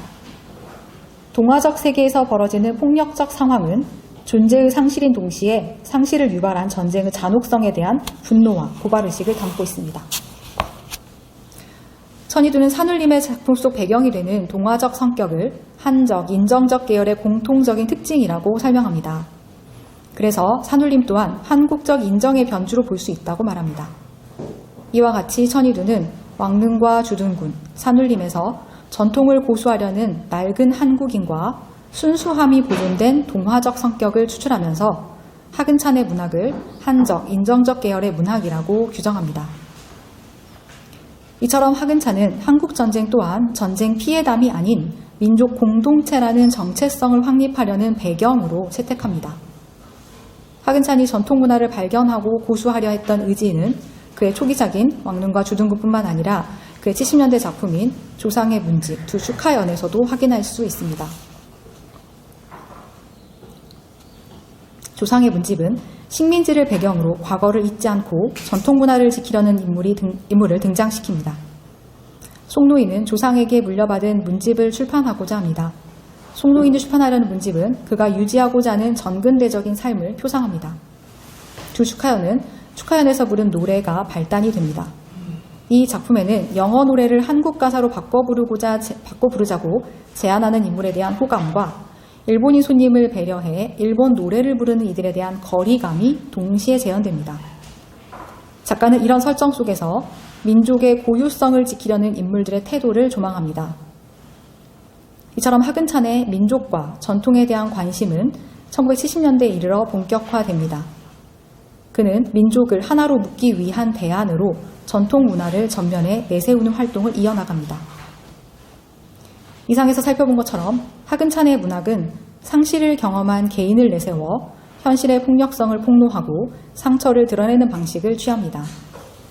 그리고 작가는 그 상처를 직면한 후 치유할 방법을 모색합니다. 그는 참혹한 현실을 낙관적 태도로 전환하거나 한국적인 고유성을 발굴하고 지켜내는 방식으로 대안을 채택합니다. 그의 작품이 민족이라는 고유성을 지켜내기 위한 방향으로 전환되면서 전통 문화를 발굴하고 의식화하려는 움직임은 본격화됩니다. 그러나 그의 초기 작품이 지녔던 전쟁의 참혹성에 대한 고발은 다소 힘을 잃게 됩니다. 이는 천이두가 하근찬 문학의 한계로 인식한 지점과 맞닿습니다. 천이두는 한국적인 인정주의는 모든 것을 선의로 관용하려는 자세를 견지한다고 말합니다. 그런데 순수문학론을 이론적 근거로 한 한적, 인정적 소설들의 한계는 서정시적인 세계에 집착하게 되면서 소설 문학이 추구해야 할 이념적, 명제적인 요소에서는 더욱더 거리가 멀어지게 되었다고 진단합니다. 그리고 산문의 장르적 속성인 구체적 현실은 송두리째 탈락될 수밖에 없게 되었고 사회적, 정치적 현실에 대한 줄기차고 끈덕진 산문적 추구는 완전히 봉쇄당하게 되었다라고 비판합니다. 천이두는 하근찬의 작품을 분석함에 있어 후기 작품은 지나친 민족문학론의 적용 때문에 전통을 강조하는 쇼비니즘에 경도되어 있다고 비판하기도 합니다. 그리고 하근찬 문학에서 다른 작가들과의 차이점으로 그의 작품 전체를 관통하고 있는 옵티미즘도 문제 삼습니다. 순환이대와 흰 종이 수염은 모두 민족적 비극이라 할 수 있습니다. 그러나 그의 작품에는 옵티미즘 때문에 비극이 비극으로만 느껴지지 않는다는 것입니다. 천이두가 비판한 하근찬의 낙관주의는 그의 주제의식과도 관련해 살펴볼 필요가 있습니다. 하근찬의 작품은 전쟁 장면이나 전투 장면을 재현하지 않는 대신 무고한 사람들이 겪는 순환으로 전쟁의 피해를 형상화합니다. 전쟁과 무관한 사람들이 전쟁 때문에 삶이 뒤바뀌고 전쟁의 상처로 고통스러운 삶을 이어가야 합니다. 작가는 전쟁으로 고통받는 이들을 형상화하고 이들의 파괴된 삶을 통해 전쟁의 잔혹함과 폭력성을 집약적으로 전달합니다. 이와 함께 작가는 무고한 이들의 훼손된 삶은 원한의 토대가 될 수 있지만 재생의 의지로 극복할 수 있다고 제안합니다. 앞서 천이두가 비판한 것처럼 작품에 내재된 주제의식이 절망을 디디고 넘어서려는 의지, 그 강인한 삶의 집념에 집중되어 있다는 이유로 지나친 옵티미즘으로 비판받기도 합니다. 그렇지만 다른 한편으로 그의 낙관주의는 자신만의 방식으로 상처를 치유하려는 시도이면서 고유성을 드러내는 창작 방식이기도 합니다. 마무리 보겠습니다. 95쪽의 인용문 다음 문단 보겠습니다. 위에 인용한 천이두의 글에서처럼 전쟁의 기억은 여전히 상흔으로 남아 있습니다. 천이두가 지적한 것처럼 이 글에서는 하근찬 문학 중 상실의 기억과 치유의 의지가 만나는 지점에 주목했습니다. 하근찬은 주디스 버틀러가 말한 살아있어도 살아있지 못하는 비실제화된 존재들을 재현함으로써 애도될 수 없는 과거를 현재로 소환합니다. 하근찬은 현실에 대한 고발을 넘어 고유한 한국적인 것의 옹호에서 치유의 실마리를 찾고자 했습니다. 이 글에서는 천이두가 제시한 문학과 역사에 대한 인식 방식과 민족문학론적 관점, 인정의 관점으로 하근찬 문학의 고유성에 접근하고자 했습니다. 이 과정에서 하근찬 문학에 내재된 역사의식과 민족적 주체의식에 대한 고민도 확인할 수 있었습니다. 하근찬은 시대적 억압을 극복하기 위해서 민족적 주체의식의 필요성을 인식했고 그 주체의식을 한국적 고유성을 탐문하는 것으로 해결하고자 했습니다. 마지막 단락 보겠습니다. 96쪽 마지막 단락 보겠습니다.